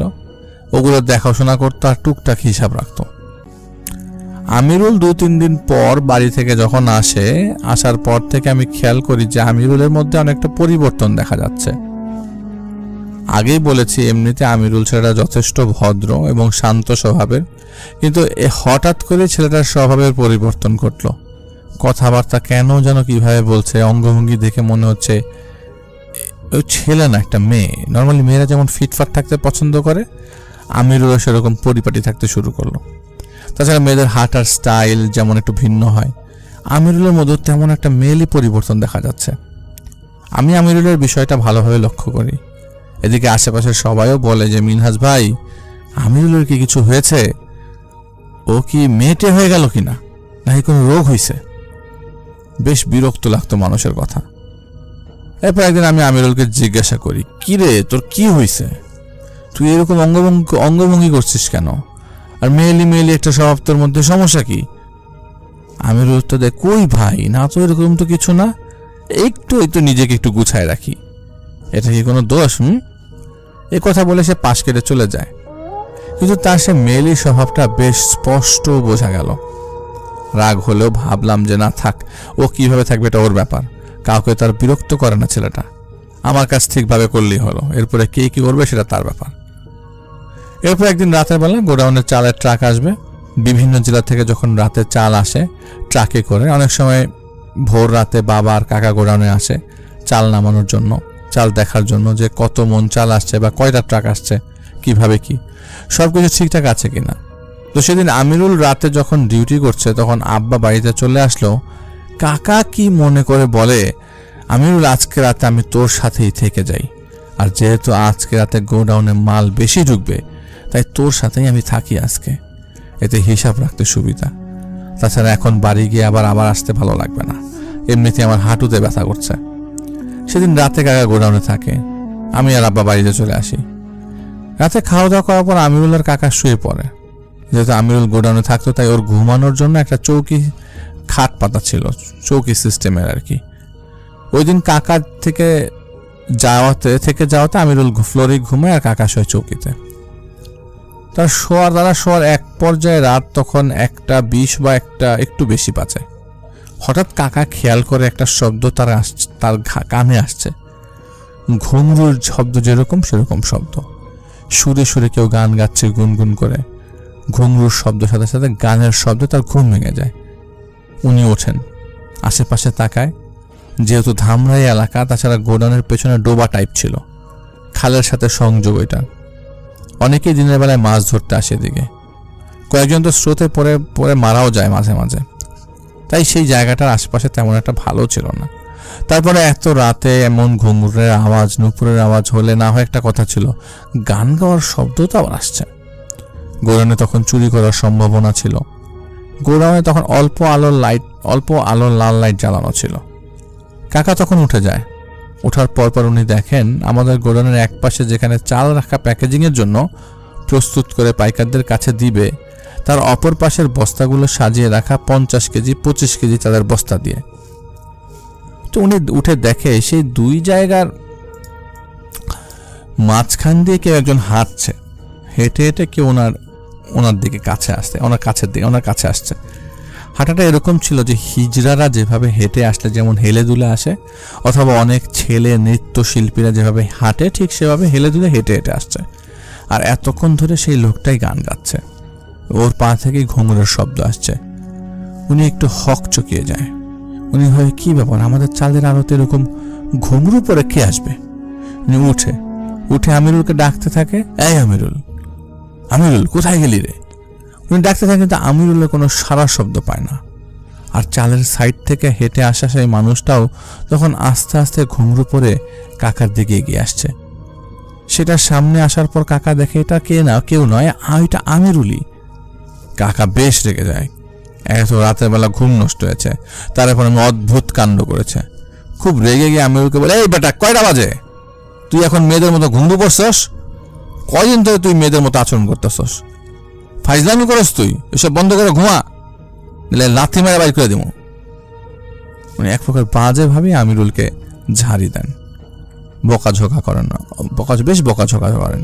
বকাঝোকা দেওয়ার পর আমিরুল একটা হাসি দেয়, একদম বাজে ভাবে একটা হাসি দেয়, বলে, এই আমিরুল কি? আমি তো মেয়ে মানুষ, আমি তো মেয়েই, নারী হয়ে কি আমি তোদের মতো পুরুষের পোশাক পরবো? পুরুষের পোশাক পরলে কি দেখতে আমাকে ভালো লাগবে বল? আমার তো একটু নাচের শখ, এটা নিয়েও তোদের এত গাজলা কেন করে? আমি নয় একটু এরকম, তাই তুই এইভাবে বলবি? কাকা এমনিতে রেগে আসে, তার উপরে সব বলার কারণে তখন আরো বিরক্ত হয়ে যায়, গালি দিয়ে বলে, এখন রাতের কয়টা বাজে, তুই ঘুমনো কোথায় বাজিস? নর্তকী হবি নাকি রে? এটা নর্তকী করার জায়গা? আমিরুল হাসতে শুরু করলো। তখন কাকা খেয়াল করে দেখে আমিরুলের ফেসে লিপস্টিক দেওয়া, নখে নেল পলিশ, আমিরুল আবার চুড়িও আছে হাতে। কোথা থেকে একটা ওড়না পরে আসছে। কাকা তখন বারবার ঝাড়ি দিচ্ছে। আমিরুল ঝাড়ি খেয়ে আস্তে আস্তে হেঁটে তার দিকে এগিয়ে আসে এবং হঠাৎ করে আমিরুল ধুম করে কিছু বোঝার আগেই লাফ মেরে কাকার বুকের উপর চেপে বসে পড়ে। এই কাজ দেখে কাকা থাপ্পড় দিতে থাকে আর আমিরুলকে ধাক্কা দিয়ে ফেলে দেওয়ার চেষ্টা করে, কিন্তু কোনোভাবেই আমিরুলকে তার বুকের উপর থেকে সরাতে পারল না। আমিরুলের গায়ে এত পরিমাণ শক্তি কোথা থেকে আসে? ও কাকার উপরে জোরে জোরে চাপ দিয়ে ধরে রেখেছে আর কাকাও নড়তে পারছে না। সে গুনগুন করে গান গাচ্ছে আর বলছে, কি রে, একটা মেয়ের সাথেই পারিস না? তুই না পুরুষ, তোর গায়ে তো পুরুষের জোরই নাই। অবলা ভেবেছিস আমাকে না? নিজে তো দুর্বল, আবার আসছে আমাকে ঝাড়ি দিতে। এবার আমার সাথে পেরে দেখা যায় কেমনে পারিস। এ বলে জোরে জোরে হেসে যাচ্ছে আর কাকা নিজেকে ছাড়ানোর চেষ্টা করে যাচ্ছে। এরকম করে সারাটা রাত গেল ধস্তাধস্তি করেই। একটার সময় আমার কাকা অজ্ঞান হয়ে গেল। ভোরবেলা ট্রাকওয়ালারা চালানি নিয়ে আসে, এসে দেখে গোডাউনের ভেতর থেকে লক করা। তারা সকলে আমিরুলকে ডাক দিচ্ছে, কাকাকে ডাকছে, কিন্তু কেউ গেট খুলছে না। আর ওদের দারোয়ানকে নিয়ে এসেও বেশ কয়েকবার ডাকাডাকি করা হয়, বাঁশি বাজিয়ে বারবার মানে ইন্ডিকেট করা হয় যে তারা এসছে, কিন্তু ভেতর থেকে কোনো সাড়া নেই। পরে ট্রাকে করে তারা যারা চাল নিয়ে আসে তাদের থেকে একজন সেই ভোরে আমাকে ফোন দেয়। ফোন দিয়ে বলে, ভাই সবাই কি ঘুমাচ্ছে নাকি? কেউ তো গেট খুলছে না, কতক্ষণ দাঁড়ায় থাকবো আমরা? আপনি আসেন। যেহেতু আমার বাসা ছিল পল্লী বিদ্যুৎ, তাই পল্লী বিদ্যুৎ থেকে বাইক নিয়ে তাড়াতাড়ি করে ধামরাই যাই। গিয়ে অনেক ডাকাডাকি করছে, কিন্তু কেউ গেট খুলছে না। অনেক হর্ন দিচ্ছি, ডাকাডাকি করছে, কিন্তু কেউ আসছে না। আমরা সবাই ভয় পেয়ে গেলাম। যেহেতু সেই সাইডটা একটু ফাঁকা ছিল, তাই ভাবছিলাম কোনো ডাকাত পড়লো কিনা বা কোনো চোর ঢুকেছে কিনা। কিন্তু চোর বা ডাকাত ঢুকে থাকলেও তো কোনো কিছু ভেঙে বা কেটে ঢুকবে। জোরে জোরে দরজা ধাক্কা দিলাম, থাপ্পড় দিলাম। তাছাড়া গোডাউনের গেটটা লোহার ছিল, চাইলেই সহজে লোহার গেট ভাঙতে পারছিলাম না।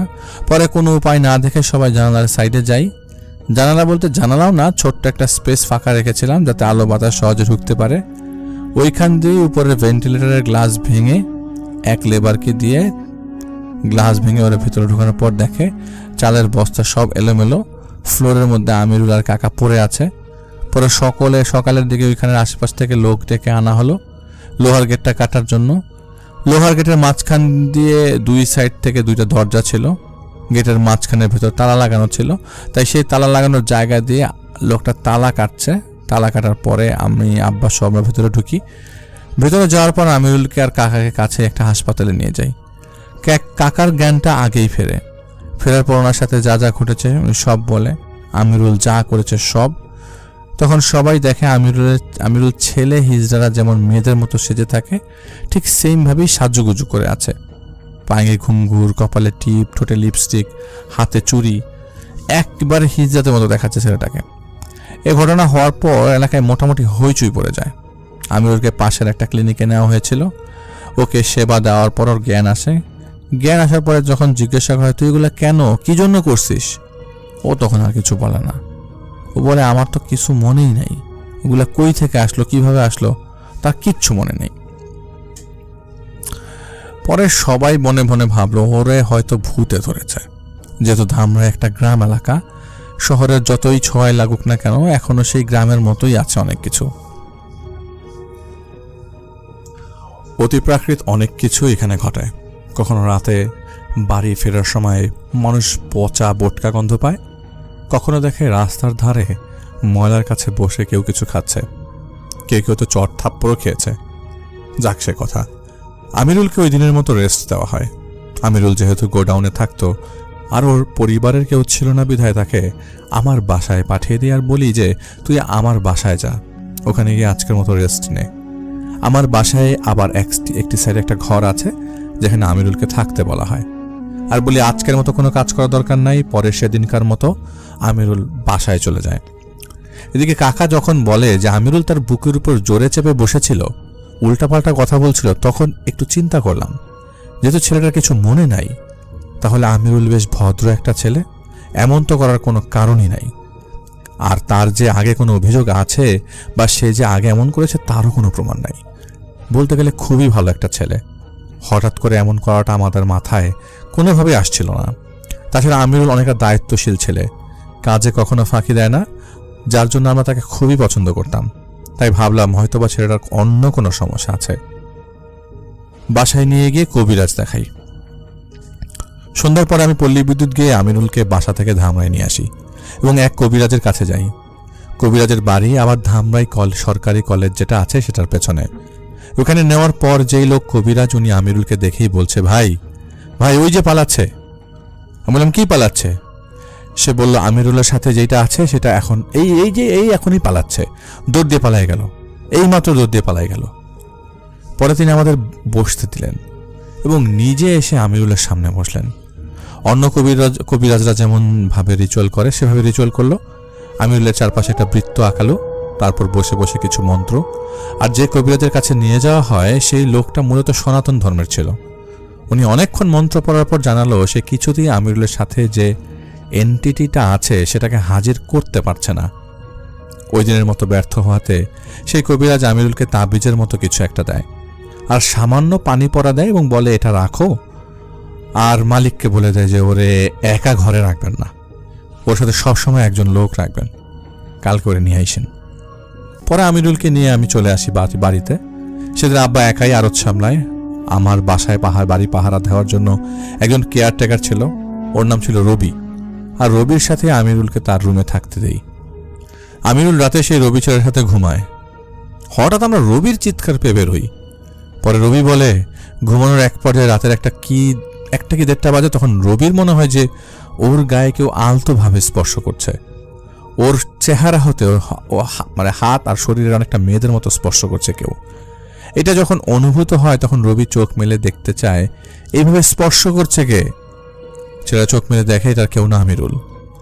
ঠিক ওইভাবেই ঘুঙরু পরা, লিপস্টিক দেওয়া, কপালে টিপ পরা, হাতে চুড়ি পরা ও গতকাল রাতে যেগুলো পরেছিল সেগুলো কিন্তু ফেলে দেওয়া হয়েছে। কিন্তু আজকে আবার নতুনভাবে ঠিক একই সেই জিনিসগুলো পরা, সেম জিনিসগুলো নতুনভাবে আবার কোত্থেকে আসলো। পরে আমিরুল সেই ছেলেকে বলছে এই রবি নাচ দেখবি, আমি খুব ভালো নাচতে পারি, দেখ না রবি আমি নাচি, তুই দেখ, আমার খুব শখ নাচার, আমি নাচতে খুব ভালোবাসি, তুই আমার নাচ দেখবি বলে সে বিভিন্ন নাচের অঙ্গভঙ্গি করতে থাকলো। এই কথাগুলো শুনে আর এমন দেখে কেয়ারটেকার ছেলেটার তখন জারিতে বলে এই আমিরুল তোর কি হয়েছে?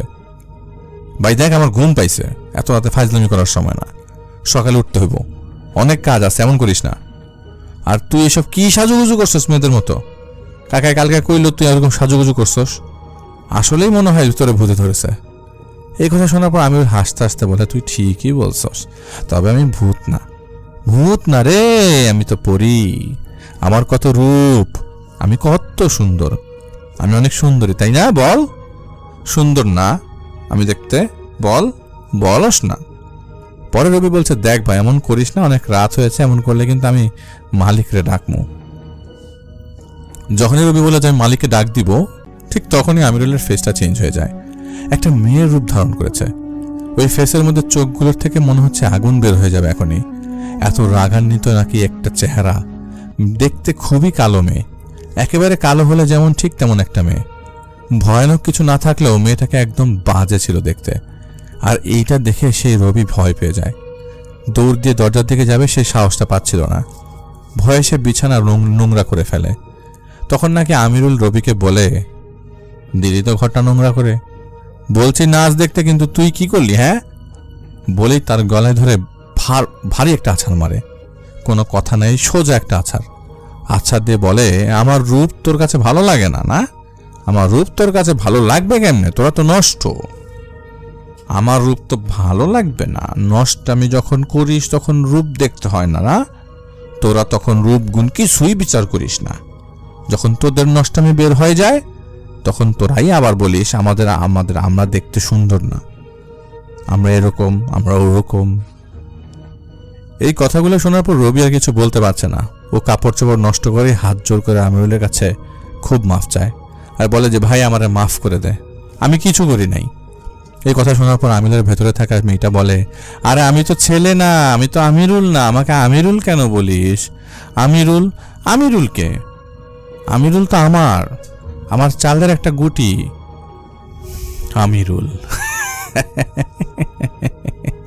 ছেড়ে দেব না কাউকে, আমাকে যে যন্ত্রণা দিয়েছিস সব তোদের ফেরত দিব। এটা বলেই সে ফুঁসতে থাকে রাগে, ঘৃণায়। এরকম কতক্ষণ চলার পর রবি যে ঘরটাতে থাকতো সেটা মূলত টিনের ঘর। রবি না পারতে ও সেন্সলেস হওয়ার আগে মুহূর্তে অনেক জোরে জোরে টিনের মধ্যে বাড়ি দিতে থাকে ভয়ে, আর চিৎকার করতে থাকে, যেটা আমি শুনতে পেয়েছিলাম। আর আমিরুল ওইভাবেই হাসতে থাকে। আশপাশ থেকে কেউ উঠিনি আমরা। ফজর আজানের পরে আমরা উঠে আসি। উঠে আসার পর দরজা ধাক্কা দেই, দিয়ে দেখি যে দরজা খোলা। ঘরে ঢুকে দেখি যে রবি পড়ে আছে, আমিরুল কোথাও নাই। পরে রবিকে উঠিয়ে দেখি ওর অবস্থা খুবই খারাপ, পুরো ঘর গন্ধে পড়ে গেছে, একদম কাপড় চোপড় নষ্ট করে ফেলেছে। রবিকে উঠানোর পরে পানি দেওয়ার পর সে হুঁশ এলে নিজে কাপড় চেঞ্জ করে ফিরে আসে। ফিরে আসার পর রবি আবোল তাবোল বলছিল।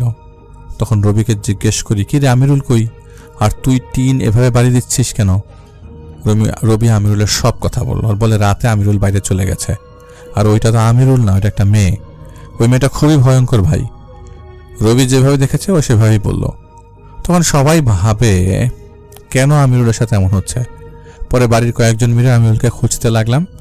আমাদের গরু ছিল কিছু পালার জন্য, আর গরু দেখার গোয়াল ঘর যেই ছেলেটা কাজ করে ওকে ডেকে আনলাম। সেই ছেলেটা রবি সহ সবাই খুঁজতে গিয়ে দেখি গোয়াল ঘরের এক পাশেই একটা তুলা গাছ আছে, ওইখানে আমিরুল পড়ে আছে। আমিরুলকে উঠিয়ে আনার পর আমিরুলের গায়ের মধ্যে শুধু খামচির দাগ। আমিরুল যে জিনিসগুলো পরে আছে ঠিক গত রাতের আগের সাথে ওই ঘুঙরু, চুড়ি, লিপস্টিক, নেল পলিশ সব একই রকম। যেহেতু আমিরুলের সাথেই এই সমস্যাটা হচ্ছে, তাই আমিরুলের আব্বা আম্মাকে খবর দেওয়া হয়। পরদিন আমিরুলের আব্বা আম্মা আসে। আসার পর তারা আমিরুলকে বোঝায়, তাকে জিজ্ঞাসা করা হয়। আমিরুল কিছু বলে না। আমিরুলের বাবা বলে যে, আমরা তো আসলে নিজেও জানি না আমিরুলের কেন এমন হচ্ছে, এমন কেন করছে, এটার কারণ কি সেটাও তো আমরা বলতে পারবো না। এটার একমাত্র কারণ তো আমিরুল বলতে পারবে। আসলে ওর কি সমস্যা হচ্ছে সেটা তো বুঝতে পারছি না। যখন আমিরুলের বাবা মা শুনে যে আমিরুলের ভেতরে টোটালি মেলি আচরণ, তখন আমিরুলের বাবা মা যেটা বলে মেলি স্বভাবটা কোত্থেকে এসছে সেটা হয়তো তারা জানে না, তবে হতে পারে এটা তাদের গ্রামের একটা ইনসিডেন্ট থেকে ঘটনা করতে পারে। কেন এর আগেও এমন হয়েছে যাদের গ্রামের কয়েকজনের সাথে। অনেক কবিরাজ আসলেও একেবারে ঠিক করতে পারেনি। সেখান থেকে হয়তো কোনো কিছুর মাধ্যমে সেই এন্টিটি আমিরুলের কাছে এসছে, কিন্তু কিভাবে এসছে সেটা তারা জানে না। তবে হয়তো এটা চলার পথে আমিরুলকে ধরতে পারে বলে তাদের ধারণা ছিল। আমিরুলের বাবা মা বলে তাদের গ্রামে একটা মেয়ে ছিল। মেয়েটা অনেক কালো ছিল। মেয়েটার বয়স ছিল 12-13 বছর। তবে মেয়েটা ভালো নাচতে পারত। মেয়েটা নাচতে পারত ঠিকই, কিন্তু মেয়েটার চালচলন ছিল সম্পূর্ণ হিজড়াদের মতো। মেয়েটার নাচের বেশ পাগল ছিল, বলতে গেলে নাচ ছাড়া সে থাকতে পারত না। তবে মেয়েটাকে গ্রামের মানুষ বেশ বিরক্ত উত্ত্যক্ত করত। কয়েকবার শারীরিকভাবে মেয়েটাকে হ্যারাসও করা হয়েছিল। বাবা মা জানলেও কিছু বলতো না কাউকে। একে তো মেয়ে কালো, তার উপর যদি এসব নিয়ে বিচার হয় তাহলে আরও ঝামেলা বাড়বে। মোট কথা মেয়েটাই তার পরিবারের ঝামেলা ছিল। এক রাতে মেয়েটাকে সেই গ্রামের কয়েকজন তুলে নিয়ে যায়। মেয়েটার সাথে পাশবিকতা করা হয়। এছাড়া আর কি করা হয়েছিল সেটা আর নাই বা বললাম। আসলে সব কিছুর কারণ ছিল মেয়েটার নাচ, গায়ের রং আর হিজড়াদের মতো স্বভাব। এই ঘটনার পর কিছুদিন কেটে যায়। মেয়েটা যখন সুস্থ হয়ে আবারও নাচতে শুরু করে। সেদিন সে নাচ করছিল নিজ বাড়িতেই, কিন্তু মেয়েটার বাবা সেদিন সেই নাচ দেখে অসম্ভব রেগে যায়। রাগের মাথায় সে মেয়েটাকে বেধড়ক পেটায়। আর এক পর্যায়ে মেয়ের ভাইও তাতে সামিল হয়ে মেয়েটাকে মেরে ফেলে। তাছাড়া তাদের মেয়েটা এত নাচতে চাইতো যে বিভিন্ন স্কুল প্রতিযোগিতায় নাম দিত, সেখানে অংশগ্রহণ করত। মেয়েটা অনেকটা কালো ছিল, দেখতেও খুব একটা আকর্ষণীয় ছিল না বিধায় মেয়েটাকে তার ফ্যামিলি মেরে ফেলে। খুবই নৃশংসভাবে মেয়েটাকে মেরে ফেলে। ঘটনাটা যদিও অনেক বছর আগের। মেয়েটাকে মেরে ফেলার পর সে মেয়েটার পোস্টমর্টেম হয়েছিল, তবে টাকার জোরে লাশ তার পরিবার কিছুই হয়নি। কিছুদিন অমুক তমুক করে তারা পার পেয়ে যায়। আবার তারা পোস্টমর্টেমের লাশ গ্রহণও করতে চায়নি। পরে পুলিশ তাদের বুঝিয়ে লাশ দিয়ে দেয়। কিন্তু মেয়েটা এতটাই অবহেলিত ছিল যে তার পরিবার তাকে জানাজা ছাড়াই দাফন দিয়েছে। যেহেতু দাফন করে ফেলেছিল, পরে অনেকদিন পর মেয়েটার আবারও পোস্টমর্টেম করা হয়। নিজেদের মেয়ে নিজেরা মেরে ফেলেছে, ক্লেম করার কেউ নেই। তাছাড়া ওই মেয়ের একজন দূর সম্পর্কের খালা ছিল। সেই খালা কোনোভাবে বুঝতে পেরে যায় যে মেয়েটাকে তার পরিবার মেরে ফেলেছে। আর সেই মেয়েটার মা অনেক কান্নাকাটি করে। তাছাড়া মেয়েটার মা মেয়েটাকে অনেক ভালোবাসতো।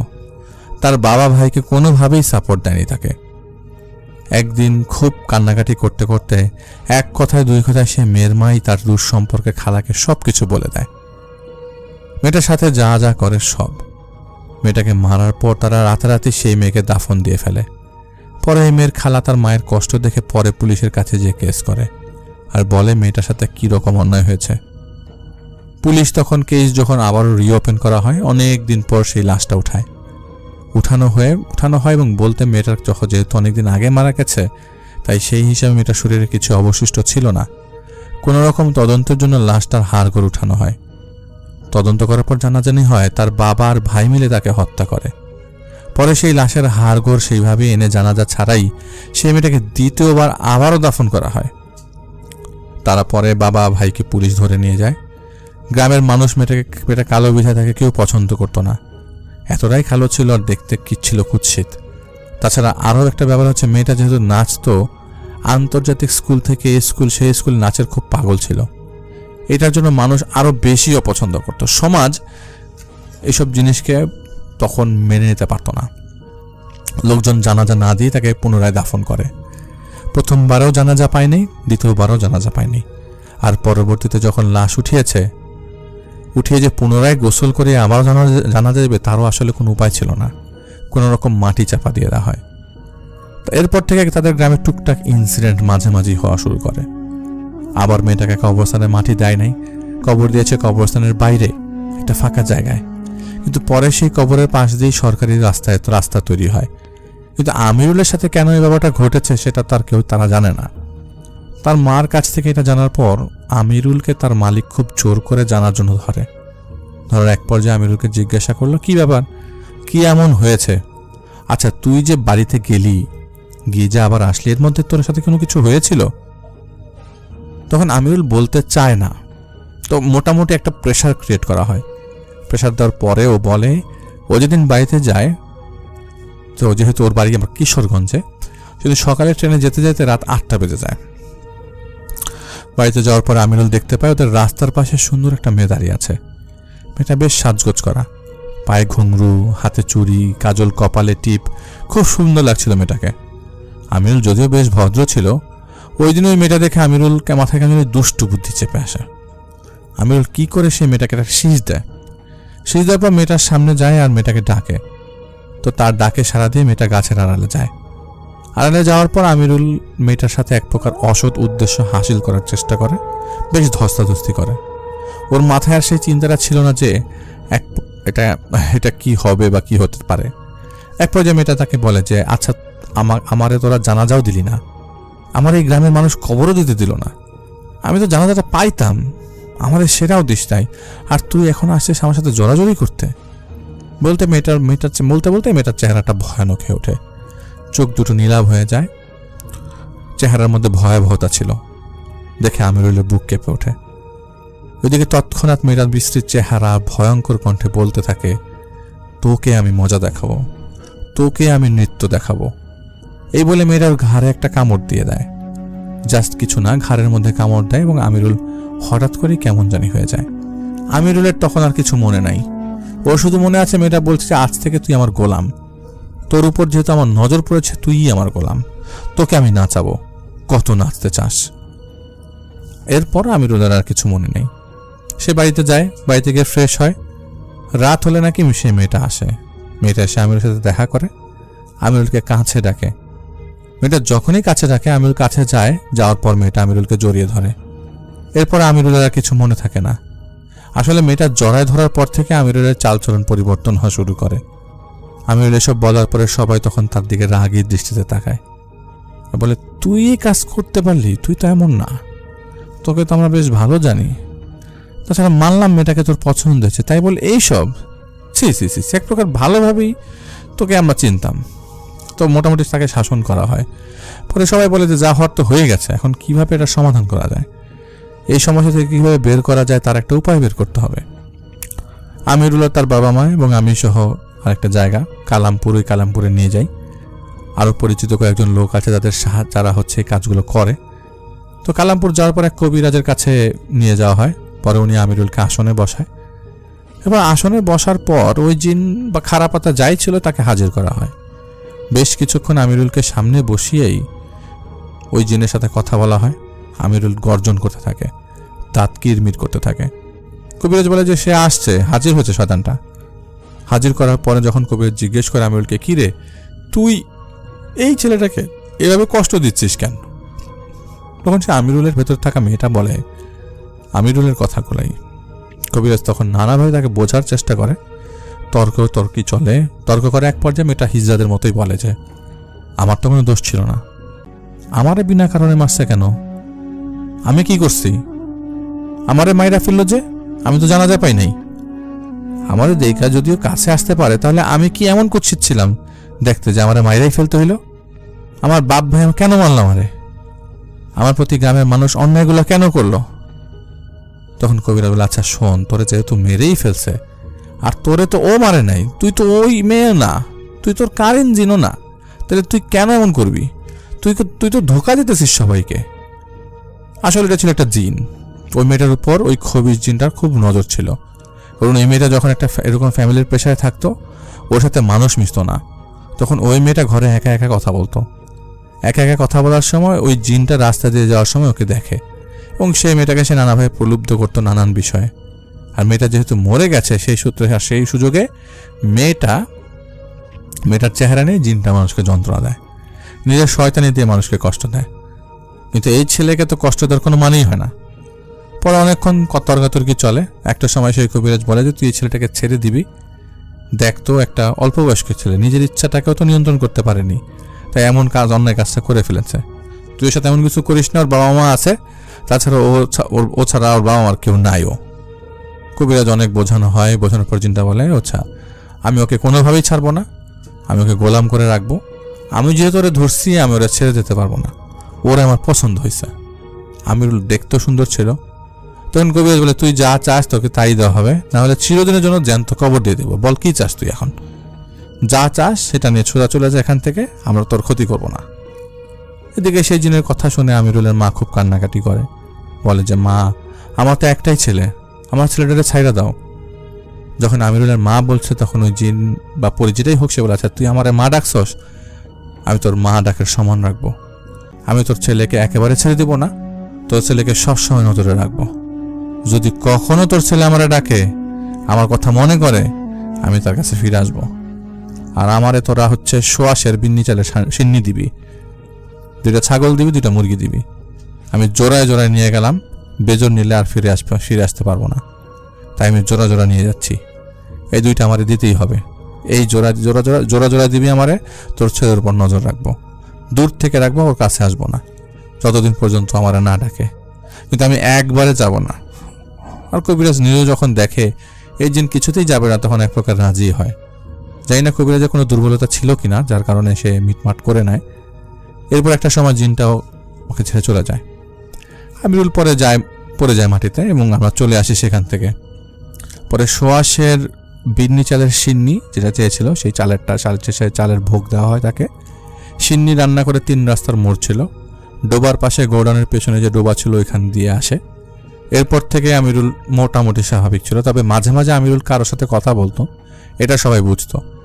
আমিরুলকে পরে আর গোডাউনে থাকতে দেওয়া হয় না, একা একা রাখা হয় না, অন্য 2টা ছেলে রেখেছে দোকানে, আর আমিরুল তারপর থেকে আমার বাসায় থাকতো। তবে ওই রবি দেখতো মাঝে মাঝে আমিরুল বাইরে যে কারোর সাথে কথা বলে অনেক সময়, তো সমস্যা হয়নি।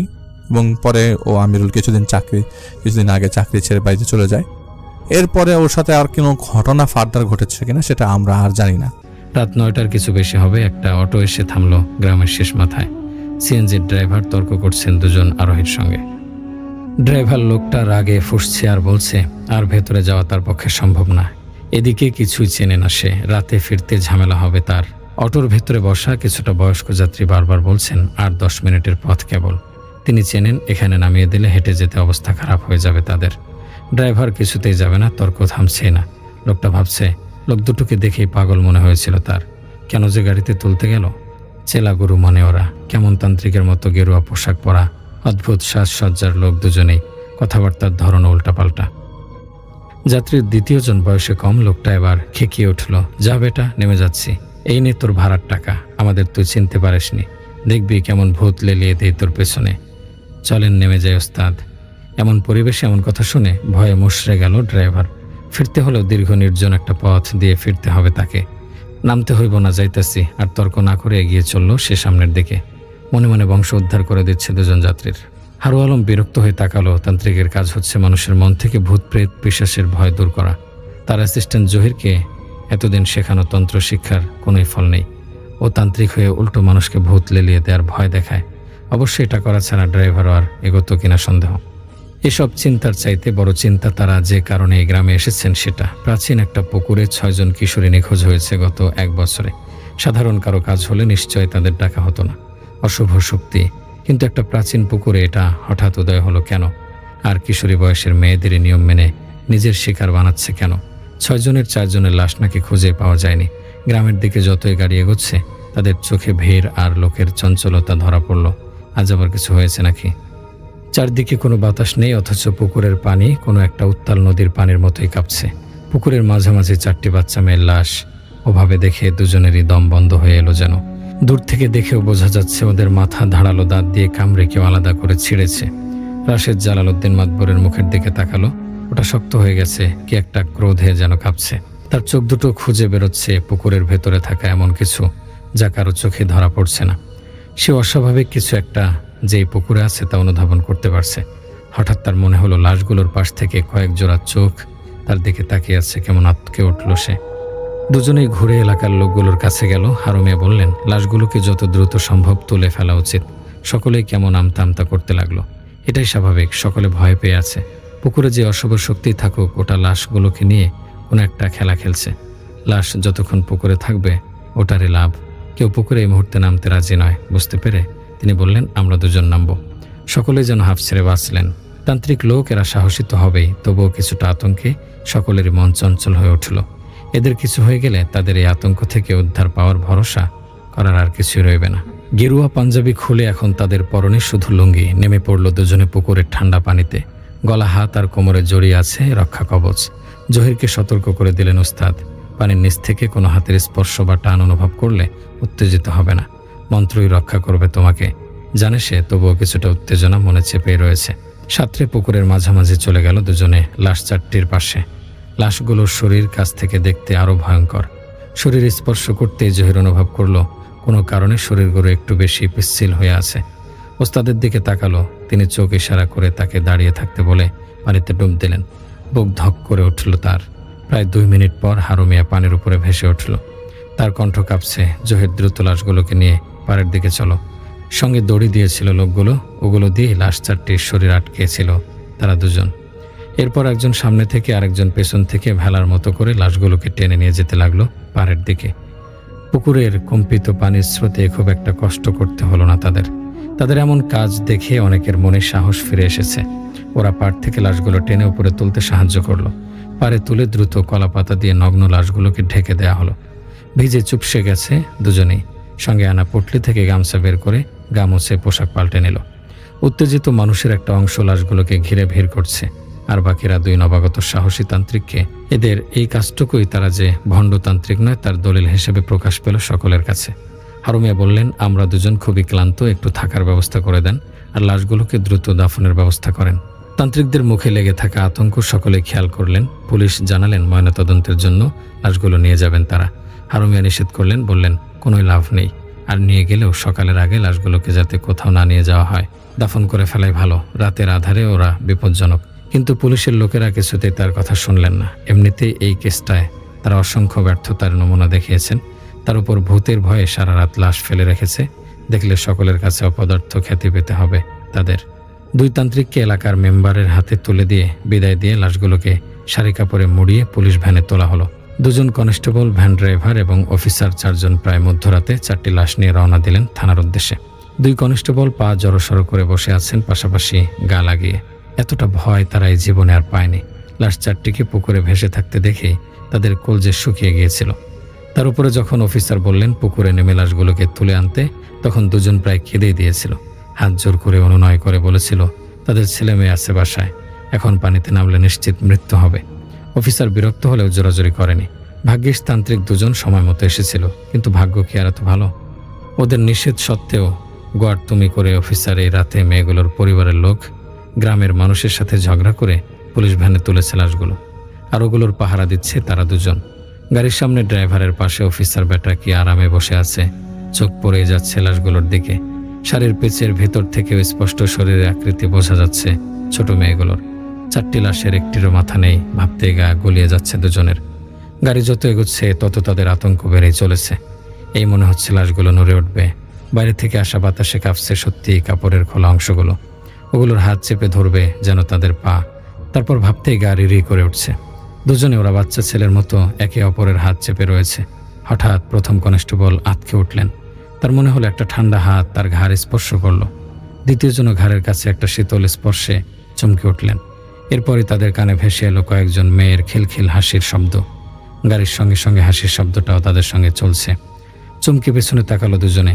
ভ্যানের পাশের দিকটা কাপড়হীন, গ্রিলের রেলিংয়ের ওপাশে তাদের প্রায় মুখোমুখি 3টা মেয়ের মুখ। 3জনই খিলখিল করে হাসছে। কিছু দস্যি মেয়ে যেন চলন্ত গাড়িতে লাফিয়ে উঠেছে। কিন্তু সময়টা যে এখন রাত, ভালো করে তাকাতে বুঝতে পারলো ওগুলো স্রেফ মাথার নিচে কোনো শরীর নেই। আতকে প্রায় লাফিয়ে পিছিয়ে গেল দুজনে আর্তনাদ করে। মুহূর্তেই তাল হারিয়ে পড়ে গেল লাশগুলোর ওপর। এবার উল্টো দিকের গ্রিলের ওপাশে উদয় হলো আরও 3জন অপরিচিত মেয়ের মাথা। দুপাশ থেকে 6জন কিশোরী মেয়ে খিলখিল করে হাসছে। শরীরে রক্ত পানি হয়ে গেল। হঠাৎ অনুধাবন করলো মাথাবিহীন লাশগুলো নড়ে উঠছে তাদের শরীরের নিচে। দ্রুত তারা উঠে পিছিয়ে গেল বাইরের দিকে। ভয়ঙ্করভাবে নড়ছে লাশগুলো। এ কি, তারা কল্পনায় দেখছে নাকি? মাথাবিহীন 4টি লাশ ধীরে ধীরে উঠে বসে পড়ছে। ওগুলোর শরীর থেকে সরে গেছে কাপড়। 4টি লাশই তাদের হাতগুলো বাড়িয়ে দিয়েছে কনস্টেবল দুজনের দিকে। প্রথমে মনে হলো ডাকছে তাদের, পরে আবার মনে হলো ঝাঁপিয়ে পড়বে লাশগুলো ওদের ওপর। ভয়ঙ্কর এই পরিস্থিতির সাথে তাদের কান নষ্ট করে দিচ্ছে গাড়ির বাইরের দুপাশ থেকে ভেসে আসা মেয়েগুলোর হাসির শব্দ। গাড়ি চলছে তার গতিতেই। চেঁচিয়ে গলা ফাটাচ্ছে কনস্টেবল দুজন। গাড়ি থামাচ্ছে না কেন? আর কোনো উপায়? আরেকটু ঘুরে পেছনে গিয়ে দুজনে লাফিয়ে নেমে গেল চলন্ত গাড়ি থেকে। পুলিশ অফিসার আর ড্রাইভার দুজনে চমকে একে অপরের দিকে তাকালেন। মনে হচ্ছে কেউ পেছন থেকে চিৎকার করছে। ইশারা পেয়ে গাড়ি ব্রেক করলেন ড্রাইভার। গাড়ি থেকে নেমে প্রায় ছুটে গাড়ির পেছনে চলে এলেন। যা তারা দেখলেন, এই পরিবেশে গভীর রাতে গাছগাছালি ঢাকা পথের মাঝখানে কেউ দেখতে চাইবে না। কনস্টেবল দুজন কোথায়? গাড়ির পেছনে মাথাবিহীন 4টি মেয়ে দাঁড়িয়ে রয়েছে। ওদের হাত দুটো সামনের দিকে তাক করা। অন্ধকার হাতড়ে এগিয়ে আসছে যেন এদিকে। অফিসার এবং ড্রাইভার আর্তনাদ তুলে উল্টো ঘুরে আফসারপুরের দিকে ছুটতে লাগলেন পেছনের দিকে, যতক্ষণ পর্যন্ত না পেছনের খিলখিল হাসির শব্দ মিলিয়ে গেল। মেম্বার বাড়ির একটা ঘরেই ঘুমোতে দেয়া হয়েছে তান্ত্রিক ওস্তাদ আর শীর্ষকে। ঘুম নেই কারো চোখেই। হারুমিয়া তাকে যা বললেন এরপর আর ঘুমানো যায় না। জহির অবাক কণ্ঠে ওস্তাদের দিকে তাকিয়ে পুনরায় প্রশ্ন করলেন, আমরা কালই চলে যাব মানে কি? আপনিই তো বলেছিলেন এটি কোনো প্রাচীন ভয়ঙ্কর দেবতা এর কাজ। তাহলে এখন আপনার ভাষায় 6টি কিশোরীর হত্যা যদি কোনো ভূত প্রেত পিশাচ কিংবা পুকুরের দেবতার না হয়, তাহলে কার? কোনো মানুষের? তা কি করে হয়? আপনি এত ভয় পেয়ে আছেন কেন? 2 মিনিট পুকুরের ভেতর ডুব দিয়ে কি এমন বুঝলেন যেমনটা বলছেন? একটা দীর্ঘশ্বাস ছাড়লেন হারুমিয়া। মধ্যরাতে গ্রামের মানুষ আর তান্ত্রিক বুড়োর নিষেধ না মেনে 4টা মেয়ের লাশ পুলিশ ভ্যানে তুলে থানার উদ্দেশ্যে রওনা দেওয়ার আগে পুলিশের দলটা কল্পনাও করতে পারেনি মাঝপথে মাথা ভেঙে এই 4 কিশোরের লাশ জীবিত হয়ে উঠবে। কিন্তু যখন তা ঘটল তখন ভয়ঙ্কর আতঙ্কে শিহরিত হয়ে পালানো ছাড়া আর কোনো চিন্তা তার মাথায় এলো না। এমন একটা দৃশ্য যে তারা দেখেছে তা শুনে অন্য মানুষকে বিশ্বাস করবে? পুলিশের দলের লোকেরাই বিশ্বাস করতে পারছে না। যে 2জন কনস্টেবল লাশগুলোকে জেগে উঠতে দেখে গাড়ি থেকে লাফিয়ে পড়েছিল তারা বেশ আহত হয়েছে। ড্রাইভার আর অফিসার দম থাকা পর্যন্ত দৌড়েছে। একসাথেই তারা 4 জন সকাল হওয়ার অপেক্ষায় এক জায়গায় আশ্রয় নিল। ভোরের আলো ফুটলেই গাড়ির কাছে পৌঁছে স্থির হলো তারা। দিনের আলোয় ভয় কেটে গেছে অনেকটাই। মৃত মানুষের ভয় পালানোর জন্য উল্টো লজ্জায় লাগছে তাদের এখন। গাড়ি আশপাশের পথ তন্ন তন্ন করে খুঁজেও লাশগুলোর চিহ্ন মাত্র তাদের নজর করল না। মানে কি এর পুকুরে মেয়েগুলো মৃত্যু যে অস্বাভাবিক অলৌকিক কিছুর প্রভাবে ঘটেছে এটার মধ্যে তারা বিশ্বাস করছে। কিন্তু 4টা মেয়ের লাশ গাড়ি থেকে হেঁটে হেঁটে নেমে চলে গেছে এটা তাদের মাথাতেই ঢুকছে না। লাশগুলোকে পেলে অন্তত রাতের ঘটনাটা ভুলে যাওয়া যেত। একেবারে স্তম্ভিত হয়ে গেল তারা। হতাশ হয়ে গাড়ি নিয়ে আবার ফিরতে লাগলো আমাদের গ্রামের দিকে। জহির অপলক দৃষ্টিতে তাকিয়ে আছে জমিদার বাড়ির প্রাচীন পুকুরটার পানির দিকে। ভোরের হালকা আলো ফুটতে শুরু করেছে। মৃদু বাতাস বইছে চারদিকে। এত সুন্দর লাগছে জায়গাটা। এই পুকুরে যে অশুভ কিছু থাকতে পারে তা কল্পনাও যেন করা যায় না। কিন্তু পুকুরে যে অশুভ শক্তি থাকুক না কেন ওটা যে ভয়ঙ্কর কোনো ক্ষমতাবান শক্তিমান আতঙ্ক এতে তার কোনো সন্দেহ নেই। বিশেষ করে গতরাতে হারুমিয়া তাকে যা বললেন তারপর সেও কিছুটা আতঙ্ক অনুভব করছে। গতরাতে 4টি মেয়ের লাশ যখন তারা উদ্ধার করতে নেমেছিল পুকুরে তখন হারুমিয়া তার পায়ে একটা শক্ত হাতের স্পর্শ পান। আতঙ্কিত না হয়ে উল্টো পুকুরের পানিতে ডুব দেন তিনি। এরপর তিনি দেখেন অদ্ভুত একটা জন্তুকে। জন্তুটার শারীরিক বর্ণনা তার বিন্দুমাত্র মনে নেই। এর কারণ ওটার অদ্ভুত চোখ। ঘোলা পানিতেও জল জল করে জ্বলছিল ওগুলো। কেমন এক বিভৎস তুচ্ছ হিংস্রতা বিরাজ করছিল দৃষ্টিতে। কিলবিল করে ভাসছে ওটার মাথার চুল। ভয়ে দম আটকে মারা যাবেন যেন তিনি। পর মুহূর্তেই চোখ দুটো অদৃশ্য হয়ে গেল। ওখানে উদয় হলো 6টি ছোট মেয়ের মুখ। মেয়েগুলোকেই প্রথম দেখলেও বুড়োতান্ত্রিক বুঝতে পারলেন ওরাই সেই সব কিশোরী যারা এই পুকুরে মারা গিয়েছে। করুণ দৃষ্টিতে তার দিকে তাকিয়ে রয়েছে সবাই। কি একটা সাহায্য চাইতে এসেছে যেন। পানির ভেতরেও কি সাবলীল কণ্ঠে একটা মেয়ে মায়া ভরা কণ্ঠে অনুনয় করলো, আমাদের বাঁচাও দাদু, ওই রাক্ষসটা আমাদের অনেক কষ্ট দিচ্ছে, আমাদের সঙ্গে চলো নিচে, ওটাকে মারার উপায় আমরা বলে দিচ্ছি, তার আগে তোমার শরীরেরও সব নোংরা জিনিস খুলে ফেলো। এক মুহূর্তে সম্মতি হয়ে গেল তান্ত্রিক। সম্মোহিত হওয়ার পর 1000 বছরের সাধনা, 1000 বছর ধরে নিজের মস্তিষ্কে জমা করা জ্ঞানও কোনো কাজে আসে না। তখন সে হয়ে যায় দাস। হারুমিয়া ধীরে ধীরে খুলে ফেলল তার সব রক্ষা কবচ। মেয়েগুলোর করুণ মুখগুলো হঠাৎ করে বদলে বিদ্রুপ হাসির রেখা ফুটিয়ে তুলতে লাগলো। এক মুহূর্তের জন্য সম্মোহন ছুটে গেল তার।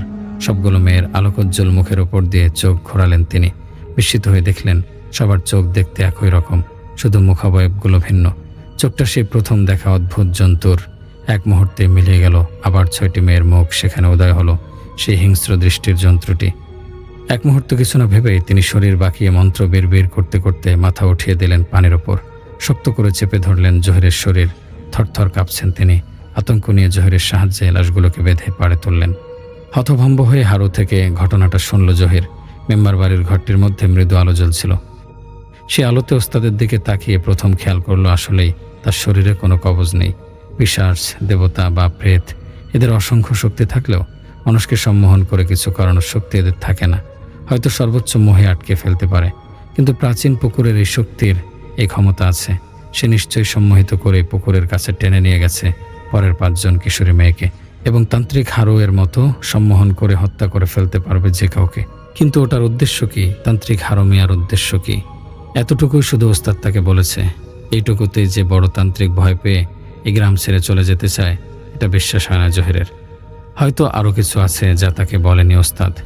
এরপর আধো ঘুম আর জাগরণের মধ্যেই কেটে গেছে সময়। তাই ভোরে সেই রহস্যময় পুকুর পাড়ে এসে হাজির হয়েছে জহির।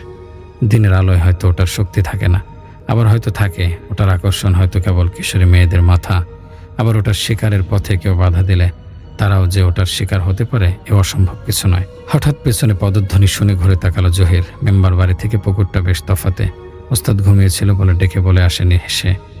হারুমিয়ার তাকে দেখতে না পেয়ে অনুমান করেই হয়তো এখানে চলে এসেছেন। জহিরের কাঁধে হাত রাখলেন তিনি। অনেকটা ফুরফুরে মেজাজের লাগছে তাকে। মিষ্টি হেসে বললেন, সাহস দেখছি তোমার খুব বেশি একা একাই চলে এসেছো। মুচকি হাসলো জহির। ওস্তাদ বললেন, আমার গত রাতের ধারণা অতিরঞ্জিত ছিল জহির। পানির ভেতরে আমি যা দেখেছি পুরোটাই আমার কল্পনা ছিল। কল্পনার মোহে পরে কবচগুলো খুলে ফেলেছিলাম। রাতে মাথা গিট মেরেছিল, তাই নিজেও ভয় পেয়েছিলাম, আর তোমাকেও ভয় দেখাচ্ছিলাম। এখন সব পরিষ্কার লাগছে, ওটা একটা পিশাচি। কিছুটা অবাক হলো জহির, তারপর বলল, এখন কি করবেন? মেম্বারের কাছ থেকে যতটুকু জানতে পেরেছি যে 6 জন মেয়ে মারা গেছে, ওরা নাকি খেলার সাথে ছিল, এবং প্রতিটা মেয়ে নিখোঁজের আগের রাতে নাকি তাদের মৃত সাথীদের ঘরের আশেপাশে দেখেছে, আর ভয় পেয়ে চিৎকার করেছে। তারা নাকি তাকে পুকুরের দিকে আহ্বান করেছিল। মানে কি, তাহলে ওদের পরিবারের লোকেরা কেন কাউকে সতর্ক করে দেয়নি? তাহলে হয়তো বাকি মেয়েগুলোকে পাহারায় রাখা যেত। সেটাই, তারা কেউই প্রতিটা মেয়ের নিখোঁজের পেছনে যে তাদের অন্য মৃত্যু মেয়েরা দায়ী তার মিল করতে পারেনি, এবং বিষয়টাকে হালকা করে নিয়েছে। আমার মনে হচ্ছে পিশাচটার লক্ষ্যই ছিল ওই 6 জন মেয়ে। তার লক্ষ্য পূরণ হয়েছে, এবং ওটা এখন অনেক দিন আর নতুন কাউকে স্বীকার করবে না। অর্থাৎ পুকুরে আর ওই পিশাচটাকে খুঁজে পাওয়া যাবে না। আমাদের দীর্ঘদিন অপেক্ষা করতে হবে। ওটা আবার কখন তার শিকার বানায়, তখনই বোঝা যাবে ওটা কেন এতগুলো মেয়েকে খুন করেছে। আমরা আজই চলে যাব। কিন্তু আপনি অনুমান করে এত নিশ্চিতভাবে কথাগুলো কিভাবে বলছেন? আমার মনে হয় না গত রাতে আপনি যা কিছু বলেছেন তা সব আপনার কল্পনা, বরং এখন যা কিছু বলছেন তাই উদ্ভট লাগছে আমার কাছে। জহিরের কথাটা শুনে কেমন একটা ক্রোধ ভর করলো হারুমিয়ার দৃষ্টিতে। এক মুহূর্তের জন্য জহিরের মনে হলো তার সামনে মাতবর নয়, অন্য কেউ দাঁড়িয়ে রয়েছে। ধীরে ধীরে পিছিয়ে যেতে লাগলো হারুমিয়ার পুকুরের দিকে।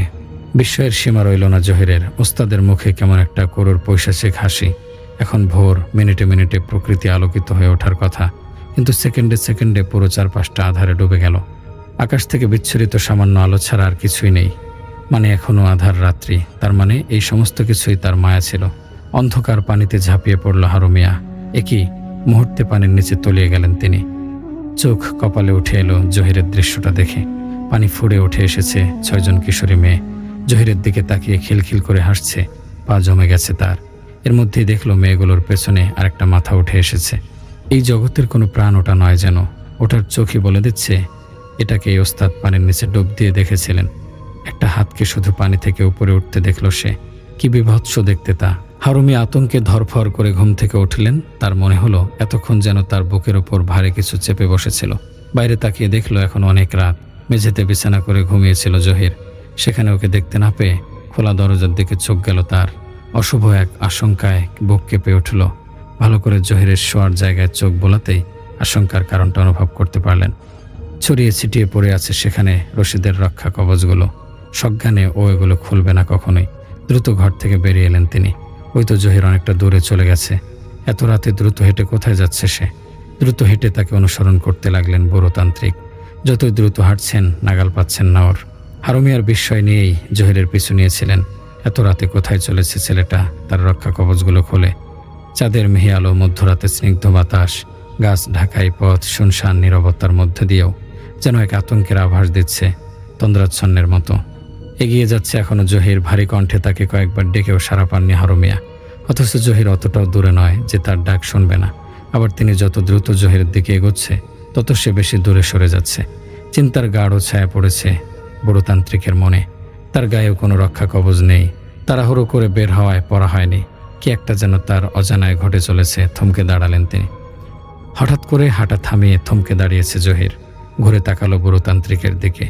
দূর থেকে দেখেও স্পষ্ট বোঝা যাচ্ছে কিছু একটা অস্বাভাবিকতা রয়েছে জহিরের চেহারায়। এ যেন ভেলকি। সামান্য সময়ের মধ্যে জহিরের চেহারা বদলে হয়ে গেল একটা কিশোরী মেয়ের শরীর। শূন্য থেকেই যেন মেয়েটার পাশে উদয় হলো আরো 5 জন কিশোরী। এরা যে কারা তা চিনতে সময় লাগলো না তান্ত্রিকের। তার মনে এতক্ষণ তিনি জহিরকে নয় অনুসরণ করেছিলেন ভয়ঙ্কর সেই পিশাচটার সৃষ্টি করা ভ্রমকে। তার মনে খটকা লাগছিল আগে থেকেই। তিনি কি কোনো ফাঁদে পড়েছেন? জহির কোথায়? সেও নিশ্চয়ই ভ্রমের শিকার হয়েছে। তাদের দুজনের যদি কোনো ক্ষতি করে ওটা, তাহলে ওটার দ্বারা অসম্ভব আর কিছু নেই। এটার ভ্রম সৃষ্টি এবং সম্মোহনী ক্ষমতা অনুভব করেই রশিদকে বলেছিল তাদের এই গ্রাম ছেড়ে চলে যাওয়া উচিত। এমন আরও কয়েকজন তান্ত্রিককে খবর দেওয়া দরকার, যাতে তাদের কোনো ক্ষতি হলেও আফসারপুরের মানুষদের ওই পিশাচটার হাত থেকে রক্ষা করতে আসে। ওটার লক্ষ্য শুধু 6 জন মেয়ে নয়, আরও বড় কিছু, তা তিনি অনুমান করতে পেরেছিলেন। কিন্তু আর যাওয়া হলো না বুঝি। 6টি মেয়ে মুচকি মুচকি হাসছে একে অপরের দিকে তাকিয়ে। বুড়োতান্ত্রিক খেয়াল করলেন প্রাচীন সেই পুকুরটার দিকে ভ্রমটা তাকে টেনে এনেছে। আর 2 মিনিট হাঁটলেই হয়তো ওটার পাড়ে পৌঁছে যাবেন তিনি। কিন্তু মেয়েগুলো তাকে পুরো স্বাধীন করে দিয়ে রাস্তার পাশের কয়েক সারি গাছের ফাঁকা অংশ দিয়ে অন্য পথ ধরল। এটা পুকুরের দিকে যায় না। এই প্রথম এতটা দিশেহারা অনুভব করলেন হারু মিয়া। তিনি কি মেম্বার বাড়িতে ফিরে গিয়ে জহির আছে কিনা খোঁজ করবেন, নাকি পুকুর পাড়ে যাবেন, নাকি অনুসরণ করবেন কিশোরী দলটাকে?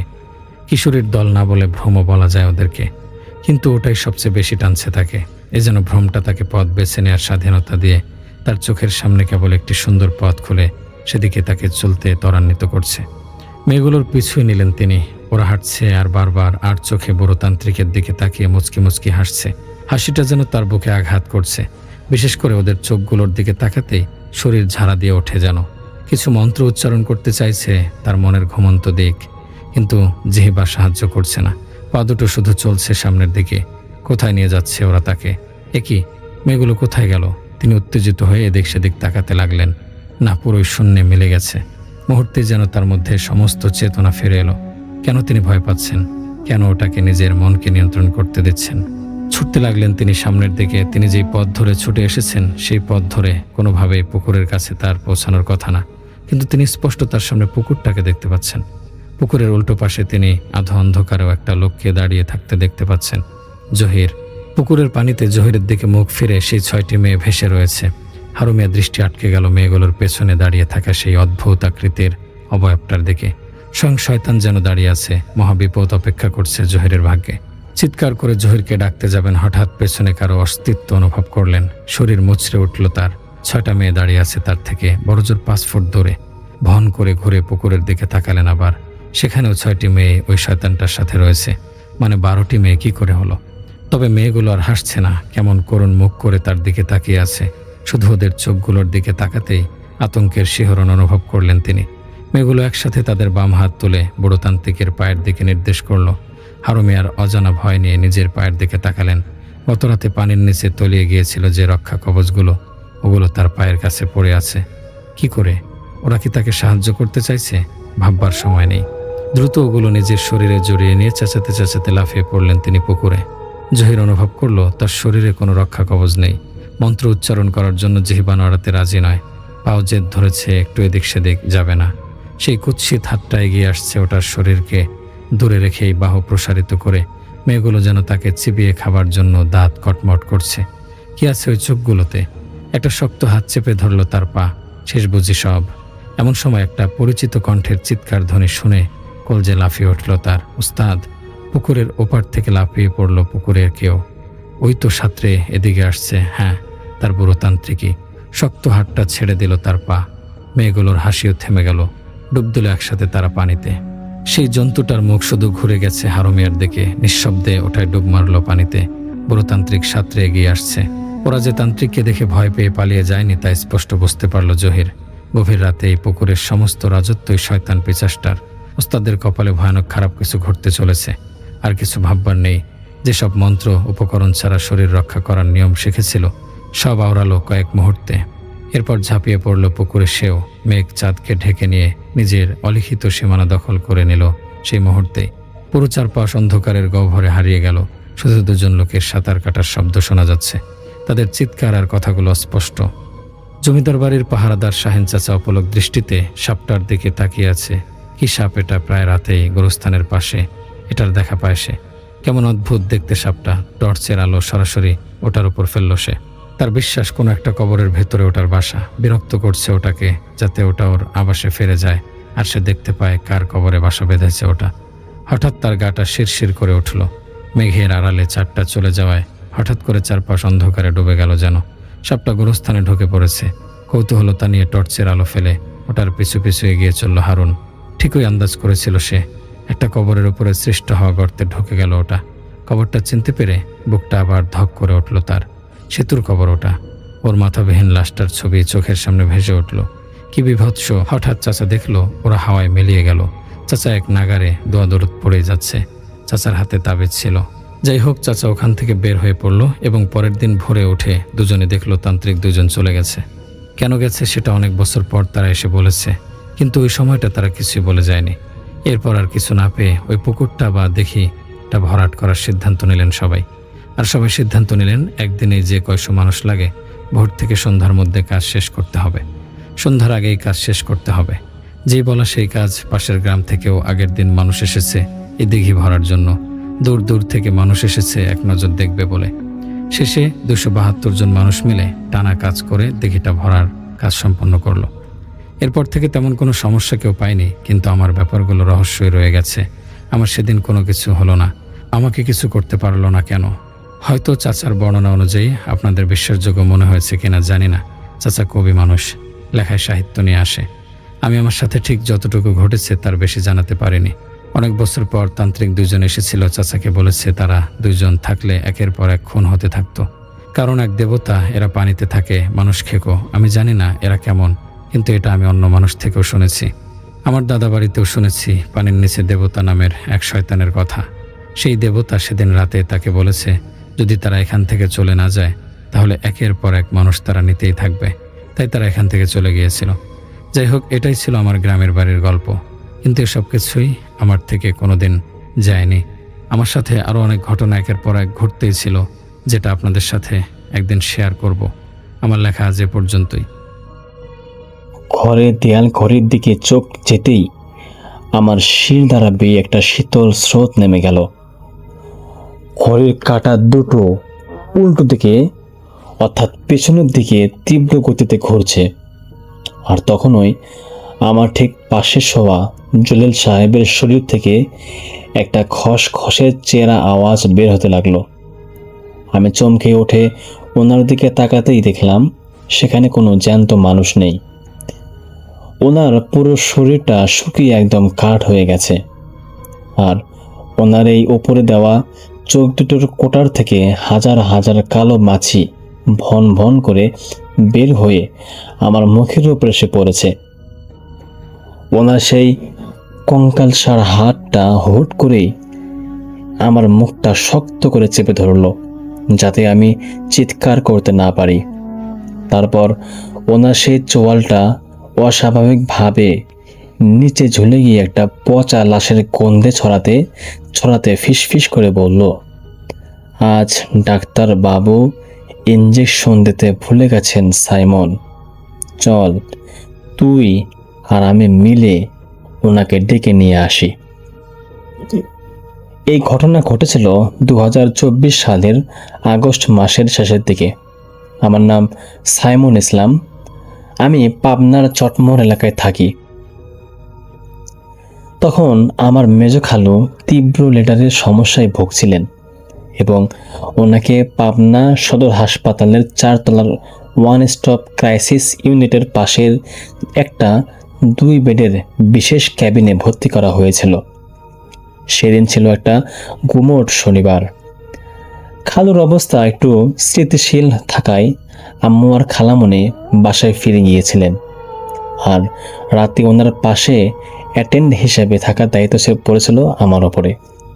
ক্যাবিনে মাত্র 2টা বেড ছিল। একটা বেডে আমার খালু ঘুমাচ্ছিলেন আর অন্য একটা বেড ফাঁকা ছিল। কিন্তু রাত প্রায় 11টা 20 মিনিটের দিকে নার্স এসে ওই ফাঁকা বেডটায় আরেকজন রোগীকে শিফট করে দিয়ে গেলেন।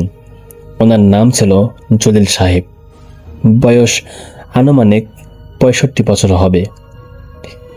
ওনার মাথায় এবং চোখের ওপর ভারী সাদা ব্যান্ডেজ বাঁধা ছিল। ওনার সাথে কোনো আত্মীয় স্বজনও আসেনি। নার্স যাওয়ার সময় আমাকে ফিসফিস করে বলে গেলেন, উনি একটু সিরিয়াস পেশেন্ট, রাতে একটু খেয়াল রাখবেন। তো রাত 12টা পার হওয়ার পর পুরো হাসপাতাল চত্বর একদম নিঝুম হয়ে গেল। তখন বাইরে ঝুম বৃষ্টিও শুরু হয়েছে।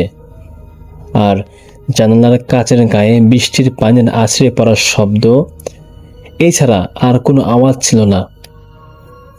এমনকি করিডোরের লাইটগুলো মৃদু আলো ছড়াচ্ছিল। রাত তখন আনুমানিক 1:15।